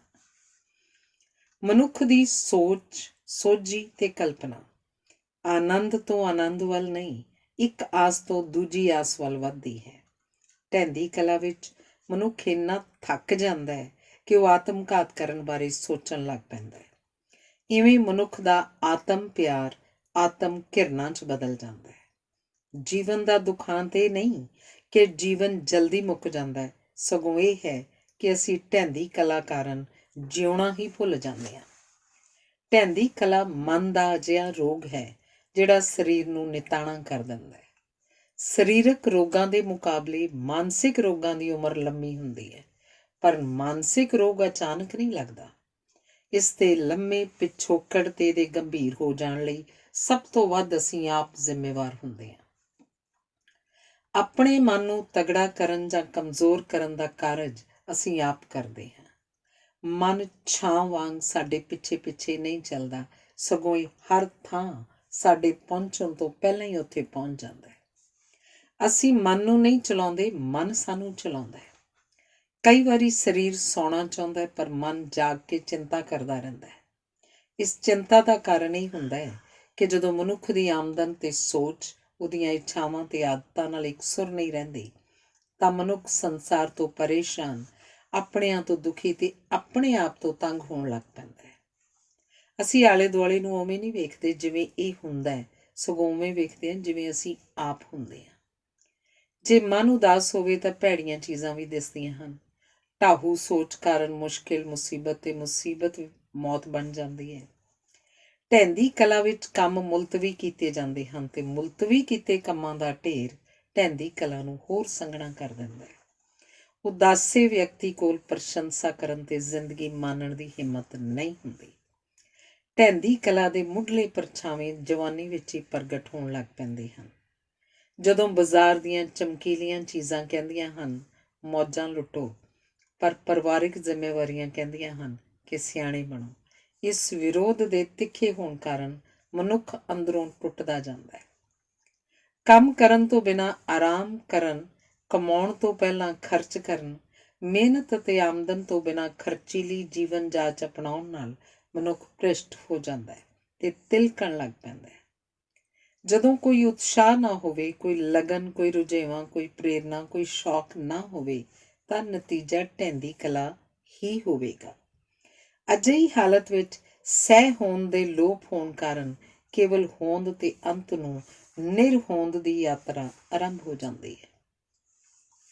ਨਸ਼ਿਆਂ ਦੇ ਢਾਏ, ਕਰਜ਼ਿਆਂ ਦੇ ਲਤਾੜੇ, ਜੁਰਮਾਂ ਦੇ ਭੰਨੇ ਅਜਿਹੇ ਵਿਅਕਤੀ ਸਵੇਰੇ ਇੰਨੇ ਨਿਢਾਲ ਤੇ ਨਿਤਾਣੇ ਹੁੰਦੇ ਹਨ ਕਿ ਉੱਠਣ ਲਈ ਇਹਨਾਂ ਦਾ ਦਿਲ ਨਹੀਂ ਕਰਦਾ। ਇਹੋ ਜਿਹਿਆਂ ਨੂੰ ਰੱਬ ਵੀ ਤਿਆਗ ਦਿੰਦਾ ਹੈ। ਅਜਿਹੇ ਵਿਅਕਤੀ ਆਪਣੀ ਸ਼ਕਲ ਨਾਲ ਹੀ ਨਾਰਾਜ਼ ਹੋ ਜਾਂਦੇ ਹਨ ਤੇ ਆਪਣੇ ਆਪ ਨੂੰ ਹੀ ਰੱਦ ਕਰ ਦਿੰਦੇ ਹਨ। ਇਵੇਂ ਇਹ ਅੰਤਾਂ ਦੀ ਇਕੱਲ ਹਟਾਉਂਦੇ ਹਨ। ਇਕੱਲਤਾ ਇਕਾਂਤ ਨਾਲੋਂ ਵੱਖਰੀ ਭਾਂਤ ਦਾ ਅਨੁਭਵ ਹੁੰਦੀ ਹੈ। ਇਕੱਲਤਾ ਦੌਰਾਨ ਅੰਦਰ ਸ਼ੋਰ ਹੁੰਦਾ ਹੈ, ਅੰਦਰਲਾ ਤਰਲਾ ਮਾਰਦਾ ਹੈ, ਮੈਨੂੰ ਸੁਣੋ। ਇਕਾਂਤ ਵਿੱਚ ਅੰਦਰ ਟਿਕਾਓ ਤੇ ਸ਼ਾਂਤੀ ਹੁੰਦੀ ਹੈ। ਇਕੱਲਾ ਵਿਅਕਤੀ ਆਪਣੇ ਆਪ ਨਾਲ ਲੜਦਾ ਹੈ, ਹਨੇਰਾ ਚਾਨਣ ਨੂੰ ਘੂਰਨ ਲੱਗ ਪੈਂਦਾ ਹੈ ਤੇ ਹਰੇਕ ਇਮਾਰਤ ਤੇ ਦੀਵਾਰ ਡਿਗਰੀ ਪ੍ਰਤੀਤ ਹੁੰਦੀ ਹੈ।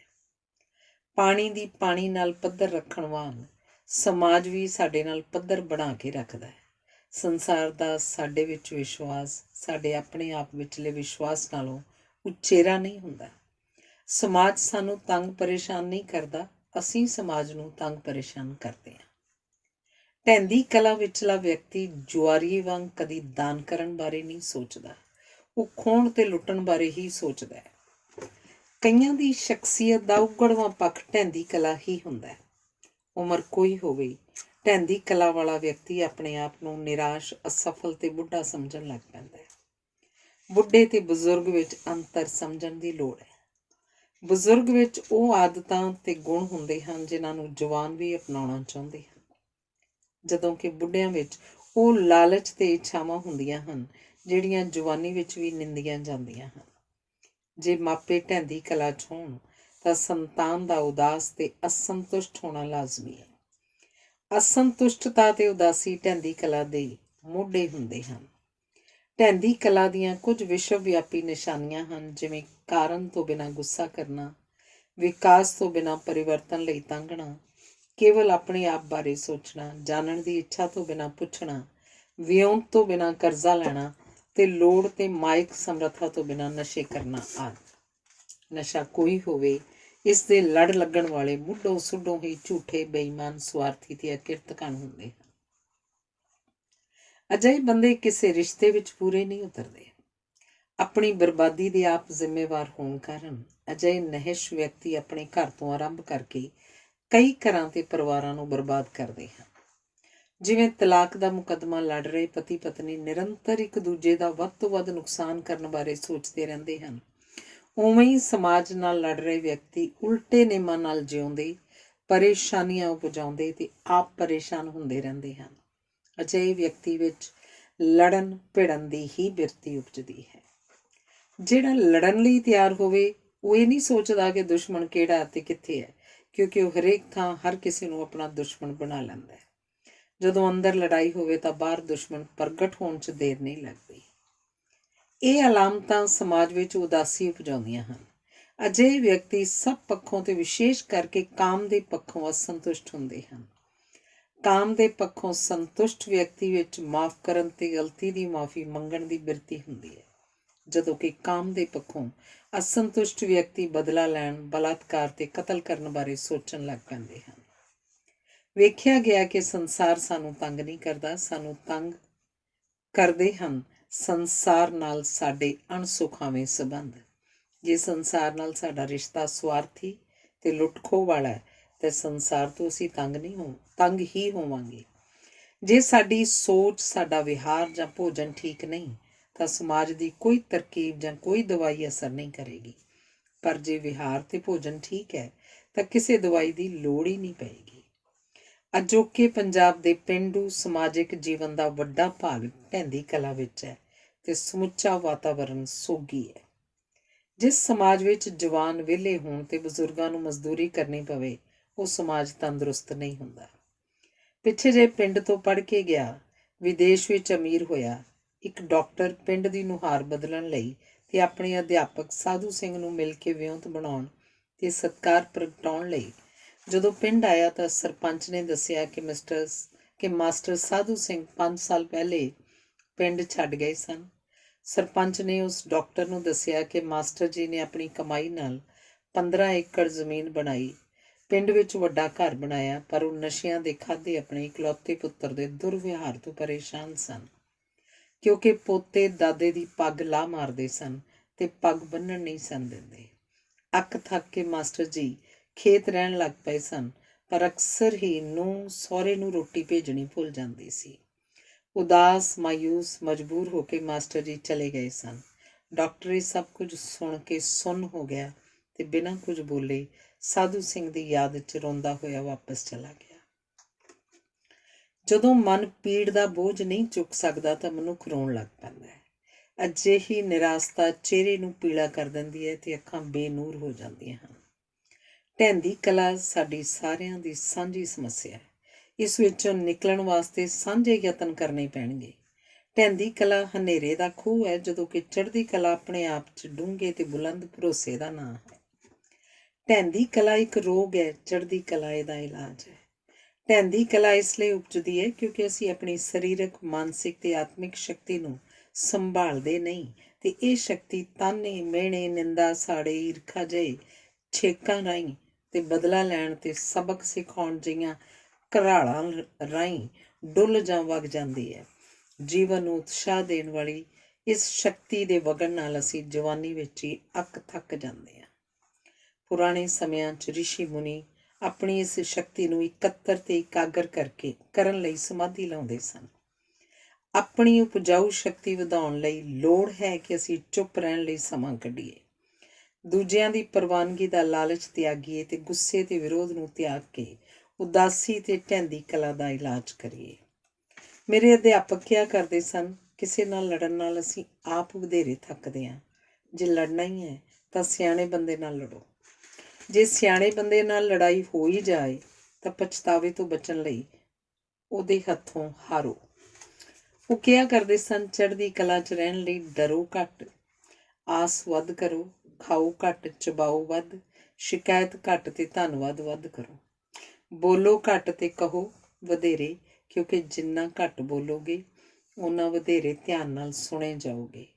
ਉਹ ਕਹਿੰਦੇ ਸਨ, ਪੁਰਾਣੀਆਂ ਗਲਤੀਆਂ ਨਾ ਦੁਹਰਾਓ, ਜੇ ਕਰਨੀਆਂ ਹਨ ਤਾਂ ਨਵੀਆਂ ਗਲਤੀਆਂ ਕਰੋ, ਤਜਰਬਾ ਵਿਸ਼ਾਲ ਹੋਏਗਾ। ਸੋਚੋ, ਜਦੋਂ ਵੀ ਆਨੰਦ ਜਾਂ ਸੁੱਖ ਮਿਲਿਆ ਸੀ ਤਾਂ ਕੀ ਹੋਇਆ ਸੀ?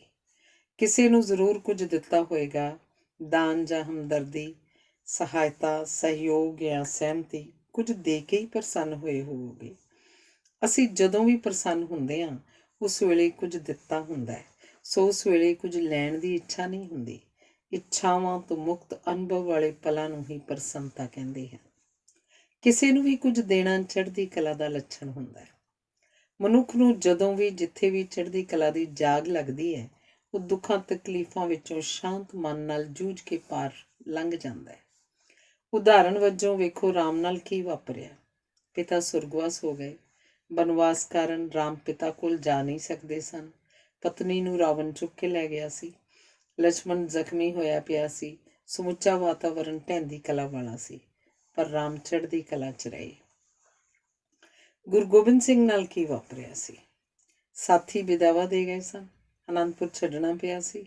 ਸਰਸਾ ਨਦੀ ਨੇ ਪਰਿਵਾਰ ਵਿਛੋੜ ਦਿੱਤਾ ਸੀ। ਪੁੱਤਰ ਚਮਕੌਰ ਤੇ ਸਰਹੰਦ 'ਚ ਸ਼ਹੀਦ ਹੋ ਚੁੱਕੇ ਸਨ। ਗੁਰੂ ਜੀ ਨੇ ਅਤੀਤ ਤੇ ਨਹੀਂ ਆਪਣੀ ਟੇਕ ਭਵਿੱਖ ਤੇ ਰੱਖੀ। ਉਹਨਾਂ ਨੇ ਸੰਕਟ ਦੀਆਂ ਘੜੀਆਂ ਵਿੱਚ ਹੌਸਲਾ ਵਿਖਾਇਆ, ਮਿੱਤਰ ਪਿਆਰੇ ਨੂੰ ਯਾਦ ਕੀਤਾ ਤੇ ਚੜ੍ਹਦੀ ਕਲਾ 'ਚ ਰਹੇ ਤੇ ਇਕੱਲਿਆਂ ਹੀ ਪੰਥ ਖੜਾ ਕਰ ਦਿੱਤਾ। ਹੌਸਲਾ ਹਰ ਗੁਣ ਦਾ ਧੁਰਾ ਤੇ ਕੇਂਦਰੀ ਤੱਤ ਹੁੰਦਾ ਹੈ ਤੇ ਇਸ ਦੀ ਹਰ ਸੰਕਟ 'ਚ ਪਰਖ ਹੁੰਦੀ ਹੈ। ਸੰਕਟ ਵਿੱਚ ਵਿਖਾਈ ਹੌਸਲੇ ਦੇ ਪੱਖੋਂ ਇੱਕ ਛੋਟਾ ਜਿਹਾ ਪਿੰਡ ਸਾਰਾਗੜ੍ਹੀ ਇਤਿਹਾਸ ਦੇ ਪੰਨਿਆਂ 'ਚ ਬੜੀ ਵੱਡੀ ਥਾਂ ਮੱਲੀ ਬੈਠਾ ਹੈ। ਸਾਰਾਗੜ੍ਹੀ ਦੀ ਇਤਿਹਾਸ ਸਿਰਜਣ ਵਾਲੀ ਲੜਾਈ ਉਪਰੰਤ ਸਿੱਖ ਰੈਜੀਮੈਂਟਾਂ ਦਾ ਨਾਂ ਸੂਰਬੀਰਤਾ, ਚੜ੍ਹਦੀ ਕਲਾ ਤੇ ਸਿੱਖ ਸਰਦਾਰ ਨਾਲ ਜੁੜ ਗਿਆ ਹੈ। ਚੜ੍ਹਦੀ ਕਲਾ ਦਾ ਪ੍ਰਤੀਕ ਸ਼ਬਦ ਸਰਦਾਰ ਪੰਜਾਬੀਆਂ ਨੇ ਅਫਗਾਨਾਂ ਤੋਂ ਪ੍ਰਾਪਤ ਕੀਤਾ। ਨਾਦਰ ਸ਼ਾਹ ਤੇ ਅਹਿਮਦ ਸ਼ਾਹ ਦੇ ਹਮਲਿਆਂ ਦੌਰਾਨ ਸਿੰਘਾਂ ਦੀਆਂ ਅਫਗਾਨਾਂ ਨਾਲ ਮੁੱਠਭੇੜਾਂ ਹੁੰਦੀਆਂ ਰਹਿੰਦੀਆਂ ਸਨ। ਸਿੱਖ ਬਹਾਦਰ ਸਨ, ਪਰ ਸਿੱਖ ਅਫਗਾਨਾਂ ਦੀ ਬਹਾਦਰੀ ਦੇ ਕਾਇਲ ਵੀ ਸਨ। ਅਫਗਾਨ ਆਪਣੀ ਟੁਕੜੀ ਦੇ ਮੁਖੀ ਨੂੰ ਸਰਦਾਰ ਕਹਿੰਦੇ ਸਨ। ਸਿੱਖਾਂ ਨੇ ਅਫਗਾਨਾਂ ਦਾ ਇਹ ਸ਼ਬਦ ਬਹਾਦਰ ਸਿੱਖ ਲਈ ਵਰਤਣਾ ਆਰੰਭ ਕੀਤਾ, ਜਦੋਂ ਕਿ ਸਧਾਰਨ ਸਿੱਖ ਨੂੰ ਭਾਈ ਕਿਹਾ ਜਾਂਦਾ ਸੀ। ਅੰਗਰੇਜ਼ਾਂ ਨੇ ਸਰਦਾਰ ਦਾ ਖਿਤਾਬ ਦੇਣਾ ਆਰੰਭ ਕਰਕੇ ਇਸ ਸ਼ਬਦ ਦਾ ਸਤਿਕਾਰ ਹੋਰ ਵੀ ਵਧਾ ਦਿੱਤਾ ਸੀ। ਜਿਹੜਾ ਘੋਰ ਸੰਕਟ ਵਿੱਚ ਵੀ ਚੜ੍ਹਦੀ ਕਲਾ 'ਚ ਰਹੇ, ਉਹਨੂੰ ਸਰਦਾਰ ਕਹਿੰਦੇ ਹਨ। ਸਰਦਾਰ ਇਕੱਲਾ ਵੀ ਭੀੜ ਨਾਲ ਲੜ ਸਕਦਾ। ਸਰਦਾਰ ਮਰ ਜਾਏਗਾ ਪਰ ਮੈਦਾਨ 'ਚੋਂ ਦੌੜੇਗਾ ਨਹੀਂ, ਕਿਉਂਕਿ ਸਰਦਾਰ ਨੇ ਗੁਰੂ ਗੋਬਿੰਦ ਸਿੰਘ ਦੀ ਸ਼ਾਬਾਸ਼ ਲੈਣੀ ਹੁੰਦੀ ਹੈ। ਸਮਾਜ ਨੂੰ ਤੰਦਰੁਸਤ ਤੇ ਤਗੜਾ ਕਰਨ ਦਾ ਕਾਰਜ ਚੜ੍ਹਦੀ ਕਲਾ ਵਾਲੇ ਹੀ ਕਰਦੇ ਹਨ। ਢਹਿੰਦੀ ਕਲਾ ਵਾਲਿਆਂ ਨੇ ਅਜੇ ਤੱਕ ਨਾ ਕੋਈ ਕਾਢ ਕੱਢੀ ਹੈ, ਨਾ ਕਿਸੇ ਕੰਮ ਦਾ ਨਵਾਂ ਢੰਗ ਤਰੀਕਾ ਸਿਰਜਿਆ, ਨਾ ਹੀ ਕੋਈ ਸਮੱਸਿਆ ਹੱਲ ਕੀਤੀ ਹੈ ਤੇ ਨਾ ਹੀ ਕੋਈ ਨਵਾਂ ਵਿਚਾਰ ਦਿੱਤਾ। ਚੜ੍ਹਦੀ ਕਲਾ ਵਾਲੇ ਬਹੁਤੀਆਂ ਹਾਲਤਾਂ ਵਿੱਚ ਸਹੀ ਸਾਬਤ ਹੁੰਦੇ ਹਨ, ਜਦੋਂ ਕਿ ਢਹਿੰਦੀ ਕਲਾ ਵਾਲੇ ਵਿਅਕਤੀ ਸਾਰੀਆਂ ਹਾਲਤਾਂ ਵਿੱਚ ਗਲਤ ਸਾਬਤ ਹੁੰਦੇ ਹਨ। ਆਪਣੇ ਕਰਤੱਵ ਦਾ ਪਾਲਣ ਕਰਨ ਵਾਲਾ ਮਨੁੱਖ ਸਮਾਜ ਜਾਂ ਸੰਸਾਰ ਨਾਲ ਅਸੰਤੁਸ਼ਟ ਹੋ ਹੀ ਨਹੀਂ ਸਕਦਾ। ਢਹਿੰਦੀ ਕਲਾ ਵਾਲੇ ਵਿਅਕਤੀ ਗੁੰਝਲਦਾਰ ਹੁੰਦੇ ਹਨ, ਜਦਕਿ ਚੜ੍ਹਦੀ ਕਲਾ ਵਾਲੇ ਬੰਦੇ ਪ੍ਰਸੰਨ, ਖੁੱਲ੍ਹੇ, ਸਿੱਧੇ ਤੇ ਸਪਸ਼ਟ ਹੁੰਦੇ ਹਨ। ਤੇ ਇਹ ਰਿਸ਼ਤਿਆਂ ਦੇ ਟੁੱਟ ਜਾਣ ਦਾ ਮਾਤਮ, ਦੋਸਤੀਆਂ ਦੇ ਮੁੱਕ ਜਾਣ ਦਾ ਸੋਗ, ਵਿਛੋੜਿਆਂ ਦੀ ਚੀਸ, ਰੁੱਸ ਕੇ ਚਲੇ ਗਿਆਂ ਦਾ ਸੰਤਾਪ ਖਿੜੇ ਮੱਥੇ ਬਰਦਾਸ਼ਤ ਕਰਦੇ ਹਨ। ਇਹ ਡੋਲਦੇ ਨਹੀਂ, ਸਥਿਰ ਰਹਿੰਦੇ ਹਨ। ਤੁਹਾਡੀਆਂ ਸ਼ਿਕਾਇਤਾਂ ਕਿੰਨੀਆਂ ਪੁਰਾਣੀਆਂ ਹਨ, ਉਹਨਾਂ ਤੋਂ ਪਤਾ ਲੱਗੇਗਾ ਕਿ ਤੁਹਾਡੇ 'ਚ ਮਾਫ਼ ਕਰਨ ਤੇ ਅਣਡਿੱਠ ਕਰਨ ਤੇ ਚੜ੍ਹਦੀ ਕਲਾ 'ਚ ਰਹਿਣ ਦੀ ਸ਼ਕਤੀ ਕਿੰਨੀ ਹੈ। ਮੇਰੀ ਪਤਨੀ ਦੀ ਇੱਕ ਵਿਦਿਆਰਥਣ ਵਿਆਹ ਮਗਰੋਂ ਕੁਝ ਮਹੀਨਿਆਂ ਵਿੱਚ ਹੀ ਵਿਧਵਾ ਹੋ ਗਈ। ਉਹ ਦੱਸ ਰਹੀ ਸੀ, ਮੈਂ ਉਦਾਸ ਹਾਂ, ਮੇਰੇ ਦਿਲ ਨੂੰ ਡੋਬ ਪੈਂਦੇ ਹਨ। ਉਹਨੂੰ ਕਿਹਾ ਗਿਆ, ਤੂੰ ਵਿਆਹ ਕਰਵਾ ਲੈ। ਕਹਿਣ ਲੱਗੀ, ਐਵੇਂ ਲੋਕ ਚੰਗਾ ਨਹੀਂ ਸਮਝਣਗੇ। ਜਦੋਂ ਪੁੱਛਿਆ ਕਿ ਹੁਣ ਲੋਕ ਚੰਗਾ ਸਮਝਦੇ ਹਨ, ਕਹਿਣ ਲੱਗੀ, ਹੁਣ ਲੋਕ ਸੋਚਦੇ ਹਨ ਕਿ ਮੈਂ ਇੱਕ ਚੰਗੀ ਇਸਤਰੀ ਹਾਂ। ਇਹ ਦੁਚਿੱਤੀ ਦੀ ਸਥਿਤੀ ਹੈ। ਲੋਕਾਂ ਦੀਆਂ ਨਜ਼ਰਾਂ 'ਚ ਉਹ ਚੰਗੀ ਹੈ, ਪਰ ਉਹਨੂੰ ਆਪਣੀਆਂ ਨਜ਼ਰਾਂ 'ਚ ਆਪਣੇ ਚੰਗੇ ਹੋਣ ਦਾ, ਪ੍ਰਸੰਨ ਹੋਣ ਦਾ ਅਹਿਸਾਸ ਨਹੀਂ ਹੈ। ਦੁਚਿੱਤੀ ਵਾਂਗ ਹੀ ਕਈ ਘਟਨਾਵਾਂ ਸਾਨੂੰ ਡਾਵਾਂਡੋਲ ਕਰਦੀਆਂ ਹਨ। ਮੇਰੀ ਇੱਕ ਵਿਦਿਆਰਥਣ ਦੱਸ ਰਹੀ ਸੀ, ਵਿਛੜਨ ਤੋਂ 20 ਵਰ੍ਹੇ ਮਗਰੋਂ ਅਚਾਨਕ ਇੱਕ ਦਿਨ ਮੇਰੇ ਵਿਦਿਆਰਥੀ ਜੀਵਨ ਵਿੱਚ ਰਹਿ ਚੁੱਕੇ ਪ੍ਰੇਮੀ ਦਾ ਖਤ ਆਇਆ। ਲਿਖਿਆ ਸੀ, ਬੜੀ ਯਾਦ ਆਉਂਦੀ ਹੈ, ਮੈਂ ਇੱਕ ਵਾਰੀ ਮਿਲਣਾ ਚਾਹੁੰਦਾ। ਸੋਚਿਆ ਜਵਾਬ ਦੇਵਾਂ ਕਿ ਨਾ। ਕਈ ਦਿਨ ਮੈਂ ਸੋਚਦੀ ਰਹੀ। ਉਹ ਪੁਰਾਣੀਆਂ ਯਾਦਾਂ ਜਾਗ ਪਈਆਂ, ਜਦੋਂ ਮੈਂ ਹਰ ਵੇਲੇ ਇਹੀ ਸੋਚਿਆ ਕਰਦੀ ਸੀ ਕਿ ਉਹਨੂੰ ਚੰਗੀ ਲੱਗਣ ਵਾਸਤੇ ਮੈਂ ਕੀ ਪਹਿਨਾਂ ਤੇ ਕੀ ਬੋਲਾਂ। ਪਰ ਇੱਕ ਦਿਨ ਉਹ ਅਚਾਨਕ ਮੇਰੇ ਰਾਹਾਂ 'ਚੋਂ ਟੁਰ ਗਿਆ। ਉਸ ਦੇ ਇਸ ਵਿਹਾਰ ਕਾਰਨ ਮੈਂ ਢਹਿੰਦੀ ਕਲਾ 'ਚ ਸਾਂ। ਆਤਮਘਾਤ ਵੀ ਕਰਨਾ ਚਾਹਿਆ ਸੀ। ਹੁਣ ਜਦੋਂ ਖਤ ਆਇਆ ਤਾਂ ਮੈਂ ਕਈ ਦਿਨ ਭੁੱਲੀ ਰਹੀ ਕਿ ਹੁਣ ਮੈਂ 40 ਸਾਲਾਂ ਦੀ ਹਾਂ। ਮੇਰਾ ਪਤੀ ਇੱਕ ਸੁਹਿਰਦ ਜ਼ਿੰਮੇਵਾਰ ਪੁਰਸ਼ ਹੈ। ਸਿਰ ਉੱਤੇ ਸੁਖਦਾਈ ਛੱਤ ਹੈ। ਜੀਵਨ ਵਿੱਚ ਰੌਣਕ ਭਰਨ ਵਾਲੇ ਬੱਚੇ ਹਨ। ਖਿਆਲ ਆਇਆ ਕਿ ਵੇਖਾਂ ਉਹ ਕਿਵੇਂ ਹੈ ਤੇ ਜਾਣਾ ਕਿ ਜੇ ਅਸੀਂ ਇਕੱਠੇ ਹੁੰਦੇ ਤਾਂ ਚੰਗੇ ਰਹਿੰਦੇ, ਜਾਂ ਜਿਵੇਂ ਹੋਣਾ ਉਵੇਂ ਠੀਕ ਹੈ। ਸੋਚਿਆ ਯਾਦ ਕਰਨ ਦਾ ਧੰਨਵਾਦ ਲਿਖਦਿਆਂ। ਫਿਰ ਖਿਆਲ ਆਇਆ, ਇੱਕ ਵਾਰੀ ਮਿਲਣ 'ਚ ਕੀ ਹਰਜ਼ ਹੈ, ਪਰ ਮੈਂ ਫੈਸਲਾ ਨਾ ਕਰ ਸਕੀ। ਇਹਨਾਂ ਦਿਨਾਂ 'ਚ ਇੱਕ ਦਿਨ ਅਚਾਨਕ ਮੇਰੇ ਪਤੀ ਨੇ ਘਰ ਆ ਕੇ ਪੱਗ ਲਾ ਕੇ ਆਪਣੇ ਨੰਗੇ ਸਿਰ ਨੂੰ ਢੱਕਣ ਲਈ ਸਿਰ ਉੱਤੇ ਮੇਰੀ ਚੁੰਨੀ ਲਪੇਟ ਲਈ। ਮੈਨੂੰ ਮਹਿਸੂਸ ਹੋਇਆ ਜਿਵੇਂ ਉਸ ਚੁੰਨੀ ਰਾਹੀਂ ਉਹਨੇ ਮੈਨੂੰ ਆਪਣੇ ਸਿਰ 'ਤੇ ਬਿਠਾ ਲਿਆ ਸੀ। ਉਹਦੇ ਅਜਿਹਾ ਕਰਨ ਨੇ ਮੇਰੀਆਂ ਸੋਚਾਂ 'ਚ ਧੁੰਦਲੇ ਅਤੀਤ ਦੀ ਥਾਂ ਸਪਸ਼ਟ ਭਵਿੱਖ ਸਜਾ ਦਿੱਤਾ ਤੇ ਮੈਂ ਫੈਸਲਾ ਕਰ ਲਿਆ ਕਿ ਮੈਂ ਹੁਣ ਅਤੀਤ ਨਹੀਂ ਫਰੋਲਾਂਗੀ ਤੇ ਮੈਂ ਭਵਿੱਖ ਦੀਆਂ ਜ਼ਿੰਮੇਵਾਰੀਆਂ ਦੇ ਪੱਖ 'ਚ ਵੋਟ ਪਾ ਦਿੱਤੀ। ਜਦੋਂ ਮਨ ਫੈਸਲਾ ਕਰ ਲਏ ਤਾਂ ਮਨ ਸ਼ਾਂਤ ਹੋ ਜਾਂਦਾ ਹੈ। ਜਦੋਂ ਮਨ ਅਟੱਲ ਫੈਸਲਾ ਕਰ ਲਏ ਤਾਂ ਮਨ ਨਿਸ਼ਚਿੰਤ ਹੋ ਜਾਂਦਾ ਹੈ।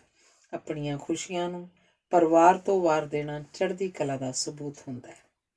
ਜੇ ਪਰਿਵਾਰ ਨਾਲ ਹੋਵੇ ਤਾਂ ਮਨੁੱਖ ਹਰ ਮੁਸੀਬਤ ਦਾ ਸਾਹਮਣਾ ਕਰ ਲੈਂਦਾ ਹੈ, ਤੇ ਜੇ ਨਾਲ ਨਾ ਹੋਵੇ ਤਾਂ ਪਰਿਵਾਰ ਹੀ ਮੁਸੀਬਤ ਬਣ ਜਾਂਦਾ ਹੈ। ਜਿਸ ਰਿਸ਼ਤੇ 'ਚ ਪਰਸਪਰ ਸਤਿਕਾਰ ਨਹੀਂ ਹੁੰਦਾ, ਉਸ ਰਿਸ਼ਤੇ ਨੂੰ ਝਗੜਾ ਕਹਿੰਦੇ ਹਨ। ਪਰੰਪਰਾ ਦਾ ਅਧਿਕ ਪੱਖਪੂਰਨ ਵਾਂਗ ਹੀ ਪਰਿਵਰਤਨ ਦਾ ਵਿਰੋਧ ਕਰਨਾ ਵੀ ਝਗੜੇ ਦਾ ਆਧਾਰ ਬਣ ਜਾਂਦਾ ਹੈ। ਪਰਿਵਰਤਨ ਦੁਖੀ ਕਰਦਾ ਹੈ, ਪਰ ਪਰਿਵਰਤਨ ਤੋਂ ਮੂੰਹ ਮੋੜਨਾ ਦੁੱਖ ਨਾਲੋਂ ਵੀ ਵੱਡੀ ਨਿਰਾਸ਼ਤਾ ਉਪਜਾਉਂਦਾ ਹੈ। ਜੀਵਨ ਵਿੱਚ ਦੁੱਖ ਲਾਜ਼ਮੀ ਹਨ, ਪਰ ਦੁਖੀ ਹੋਣਾ ਆਪਸ਼ਨਲ ਹੈ। ਢਹਿੰਦੀ ਕਲਾ ਵਿਅਕਤੀਗਤ ਅਨੁਭਵ ਹੈ, ਰੋਣ ਵਰਗਾ, ਜਦੋਂ ਕਿ ਚੜ੍ਹਦੀ ਕਲਾ ਸਾਂਝਾ ਅਨੁਭਵ ਹੈ, ਜੋੜ ਮੇਲੇ ਵਰਗਾ। ਵੇਖਿਆ ਗਿਆ ਕਿ ਹਰ ਕੋਈ ਸਵੇਰੇ 6 ਵਜੇ ਉੱਠਦਾ ਹੈ। ਚੜ੍ਹਦੀ ਕਲਾ ਵਾਲਿਆਂ ਦੇ ਸਵੇਰੇ 5 ਵਜੇ ਹੀ 6 ਵੱਜ ਜਾਂਦੇ ਹਨ, ਜਦਕਿ ਢਹਿੰਦੀ ਕਲਾ ਵਾਲਿਆਂ ਦੇ 9 ਵਜੇ 6 ਵੱਜਦੇ ਹਨ। ਜਿਹੜੇ 9 ਵਜੇ ਜਾਗਦੇ ਹਨ ਉਹ ਕਿਸੇ ਦੀ ਸੇਵਾ ਨਹੀਂ ਕਰਨਗੇ, ਉਹ ਹਰ ਕਿਸੇ ਤੋਂ ਸੇਵਾ ਕਰਵਾਉਣਗੇ। ਚੜ੍ਹਦੀ ਕਲਾ ਖੁਸ਼ਹਾਲੀ ਦਾ ਵਸੀਲਾ ਹੈ। ਤੁਹਾਨੂੰ ਕੋਈ ਅਜਿਹਾ ਵਿਅਕਤੀ ਨਹੀਂ ਲੱਭੇਗਾ ਜਿਹੜਾ ਚੜ੍ਹਦੀ ਕਲਾ 'ਚ ਹੋਵੇ ਤੇ ਗਰੀਬ ਹੋਵੇ। ਜੀਵਨ ਲਈ ਧਨ ਜ਼ਰੂਰੀ ਹੈ, ਆਪ ਕਮਾਓ ਤੇ ਸੰਭੋ, ਕਿਉਂਕਿ ਧਨ ਸਿਹਤ, ਸ਼ਕਤੀ, ਇੱਜ਼ਤ, ਸਵੈਮਾਣ ਦਾ ਆਧਾਰ ਹੈ। ਧਨ ਦੀ ਅਣਹੋਂਦ ਵਿੱਚੋਂ ਗਰੀਬੀ, ਬਿਮਾਰੀ, ਨਿਰਾਸ਼ਤਾ, ਕਮਜ਼ੋਰੀ ਤੇ ਬੇਇੱਜ਼ਤੀ ਹੀ ਉਪਜਦੀ ਹੈ। ਸਵੇਰੇ ਸੈਰ ਕਰਨ ਨਾਲ ਹੀ ਚੜ੍ਹਦੀ ਕਲਾ ਦਾ ਆਰੰਭ ਹੋ ਜਾਂਦਾ ਹੈ। ਨਿੰਦਾ ਮੁਕਤ ਤੇ ਪ੍ਰਸੰਨ ਚਿੱਤ ਹੋ ਕੇ ਸੈਰ ਕਰੋ, ਸਰੀਰ ਤੇ ਮਨ ਦੋਵੇਂ ਵਧਾਈ ਦੇਣਗੇ। ਢਹਿੰਦੀ ਕਲਾ 'ਚ ਕੁਝ ਟੁੱਟ ਜਾਂਦੇ ਹਨ ਤੇ ਕਈ ਮੁੜ ਚੜ੍ਹਦੀ ਕਲਾ 'ਚ ਹੋ ਕੇ ਸਾਰੇ ਰਿਕਾਰਡ ਤੋੜ ਦਿੰਦੇ ਹਨ। ਚੜ੍ਹਦੀ ਕਲਾ ਵਾਲਾ ਸਾਰਾ ਸਮਾਨ ਸਾਡੇ ਕੋਲ ਹੈ। ਕੁਦਰਤ ਨੇ ਸਭ ਕੁਝ ਮੁਫਤ ਦਿੱਤਾ ਹੋਇਆ। ਚਾਅ ਤੇ ਰੀਝ ਨਾਲ ਜੀਓ। ਜਿਵੇਂ ਬੱਤੀ ਜਗਣ ਨਾਲ ਚਾਨਣ ਦਾ ਹੜ੍ਹ ਆ ਜਾਂਦਾ ਹੈ, ਉਵੇਂ ਤੁਹਾਡੀ ਹਾਜ਼ਰੀ ਨਾਲ ਚੜ੍ਹਦੀ ਕਲਾ ਦਾ ਭਾਂਬੜ ਬਲਣਾ ਚਾਹੀਦਾ ਹੈ। ਅਸੀਂ ਆਪ ਹੀ ਚੜ੍ਹਦੀ ਕਲਾ 'ਚ ਨਹੀਂ ਹੋਣਾ, ਆਪਣੇ ਪਰਿਵਾਰ ਤੇ ਸਮਾਜ ਨੂੰ ਵੀ ਚੜ੍ਹਦੀ ਕਲਾ 'ਚ ਕਰਨਾ ਹੈ। ਚੜ੍ਹਦੀ ਕਲਾ ਦਾ ਵਾਤਾਵਰਨ ਉਸਾਰਨਾ ਹੈ, ਆਲਸ ਤਿਆਗਣਾ ਹੈ, ਹਿੰਮਤਾਂ ਪਹਿਨਣੀਆਂ ਹਨ। ਹੁਣ ਤੋਂ ਮਗਰੋਂ ਜਦੋਂ ਵੀ ਕੋਈ ਪੁੱਛੇ ਕੀ ਹਾਲ ਹੈ ਤਾਂ ਗੱਜ ਕੇ ਕਹਿਣਾ, ਚੜ੍ਹਦੀ ਕਲਾ। ਧੰਨਵਾਦ। ਅਗਲਾ ਲੇਖ ਹੈ ਲਿਖਾਈ ਤੇ ਲਿਖਣਾ। ਜੋ ਸੋਚੇਗਾ ਉਹ ਲਿਖੇਗਾ, ਜੋ ਲਿਖੇਗਾ ਉਹ ਆਪਣੇ ਵੇਖੇ, ਸਮਝੇ, ਸੁਣੇ ਤੇ ਪੜ੍ਹੇ ਦੀ ਗਵਾਹੀ ਦੇਗਾ। ਹਰ ਪੜ੍ਹੇ ਲਿਖੇ ਵਿਅਕਤੀ ਦੀ ਲਿਖਾਈ ਵੱਖਰੀ ਹੁੰਦੀ ਹੈ। ਇਸ ਤੱਥ ਕਾਰਨ ਹੀ ਦਸਤਾਵੇਜ਼ਾਂ ਦੇ ਤੇ ਹਸਤਾਖਰ ਕਰਵਾਏ ਜਾਂਦੇ ਹਨ। ਲਿਖਣਾ ਹੁਨਰ ਹੈ, ਚੰਗਾ ਲਿਖਣਾ ਕਲਾ ਹੈ। ਹਰ ਕਿਸੇ ਦੀ ਲਿਖਾਈ ਉਹਦੀ ਵੱਖਰੀ ਸ਼ਖਸੀਅਤ ਕਾਰਨ ਅਨੇਕਾਂ ਨਿਵੇਕਲੇ ਲੱਛਣਾਂ ਦਾ ਜੋੜ ਮੇਲ ਹੁੰਦੀ ਹੈ। ਹਰੇਕ ਵਿਅਕਤੀ ਦੀ ਬੌਧਿਕ ਤੇ ਭਾਵਕ ਯੋਗਤਾ ਤੇ ਸਮਰੱਥਾ ਦਾ ਮਿਆਰ ਉਹਦੀ ਲਿਖਾਈ ਤੋਂ ਪਛਾਣਿਆ ਜਾ ਸਕਦਾ ਹੈ। ਵਿਅਕਤੀ ਦੀ ਸ਼ਖਸੀਅਤ ਤੇ ਉਹਦੀ ਲਿਖਾਈ ਇੱਕ ਦੂਜੀ ਨੂੰ ਪ੍ਰਭਾਵਿਤ ਕਰਦੀ ਰਹਿੰਦੀ ਹੈ। ਜਿਨ੍ਹਾਂ ਦੀ ਲਿਖਾਈ 'ਚ ਇਕਸਾਰਤਾ, ਤਾਲਮੇਲ, ਰਵਾਨੀ, ਸੁੰਦਰਤਾ ਤੇ ਰਫਤਾਰ ਨਹੀਂ ਹੁੰਦੀ, ਉਹਨਾਂ ਦੇ ਵਿਹਾਰ ਵਿੱਚ ਵੀ ਇਹ ਲੱਛਣ ਨਹੀਂ ਹੁੰਦੇ। ਲਿਖਣ ਦਾ ਕਾਰਜ ਚੱਲਦਾ ਸਾਰਾ ਜੀਵਨ ਹੈ, ਪਰ ਇਸ ਕਾਰਜ ਨੂੰ ਅਪਣਾਇਆ ਤੇ ਸਿੱਖਿਆ ਬਚਪਨ 'ਚ ਜਾਂਦਾ ਹੈ। ਜਿਹੜਾ ਬੱਚਾ 2 ਇੰਚ ਦਾ ਗੋਲ ਚੱਕਰ ਵਾਹ ਸਕਦਾ, ਉਹ ਲਿਖਣਾ ਸਿੱਖਣ ਦੇ ਯੋਗ ਹੋ ਜਾਂਦਾ ਹੈ। ਆਪਣੇ ਤਸਮੇ ਬੰਨ੍ਹਣ ਤੇ ਬਟਨ ਬੰਦ ਕਰ ਸਕਣ ਵਾਲਾ ਬੱਚਾ ਲਿਖਣ ਦੇ ਸਮੁੱਚੇ ਅਮਲ ਨੂੰ ਅਪਣਾਉਣ ਦੇ ਯੋਗ ਹੋ ਜਾਂਦਾ ਹੈ। ਜਿਹੜਾ ਬੱਚਾ ਉਲਝੇ ਹੋਏ ਲੰਮੇ ਧਾਗੇ ਨੂੰ ਸਿੱਧਾ ਕਰਕੇ ਗੋਲਾ ਬਣਾ ਸਕਦਾ, ਉਹ ਨਿੱਤਾ ਪ੍ਰਤੀ ਦੀਆਂ ਸਮੱਸਿਆਵਾਂ ਹੱਲ ਕਰਨ ਤੇ ਖਤ ਲਿਖਣ ਦੇ ਯੋਗ ਹੋ ਜਾਂਦਾ ਹੈ। ਆਲੇ ਦੁਆਲੇ ਵਿੱਚੋਂ ਵੇਖੇ ਆਕਾਰ ਤੇ ਮੂਰਤਾਂ ਬੱਚੇ ਨੂੰ ਲਿਖਣ ਵਿੱਚ ਸਹਾਈ ਹੁੰਦੀਆਂ ਹਨ। ਲਿਖਣ ਸਮੇਂ ਬੱਚਾ ਹੱਥਾਂ ਤੇ ਅੱਖਾਂ ਦੇ ਤਾਲਮੇਲ ਨਾਲ ਆਲੇ ਦੁਆਲੇ ਦੇ ਸੰਸਾਰ ਨਾਲ ਵੀ ਤਾਲਮੇਲ ਉਸਾਰਦਾ ਹੈ। ਆਲੇ ਦੁਆਲੇ 'ਚ ਵੇਖੇ ਆਕਾਰਾਂ ਨੂੰ ਬੱਚਾ ਆਪਣੀ ਬੁੱਧੀ ਰਾਹੀਂ ਤਰਤੀਬ ਦਿੰਦਾ ਹੈ ਤੇ ਉਸ ਨੂੰ ਪਹਿਲਾਂ ਬੋਲਣ ਰਾਹੀਂ ਤੇ ਮਗਰੋਂ ਲਿਖਣ ਰਾਹੀਂ ਪ੍ਰਗਟਾਉਂਦਾ ਹੈ।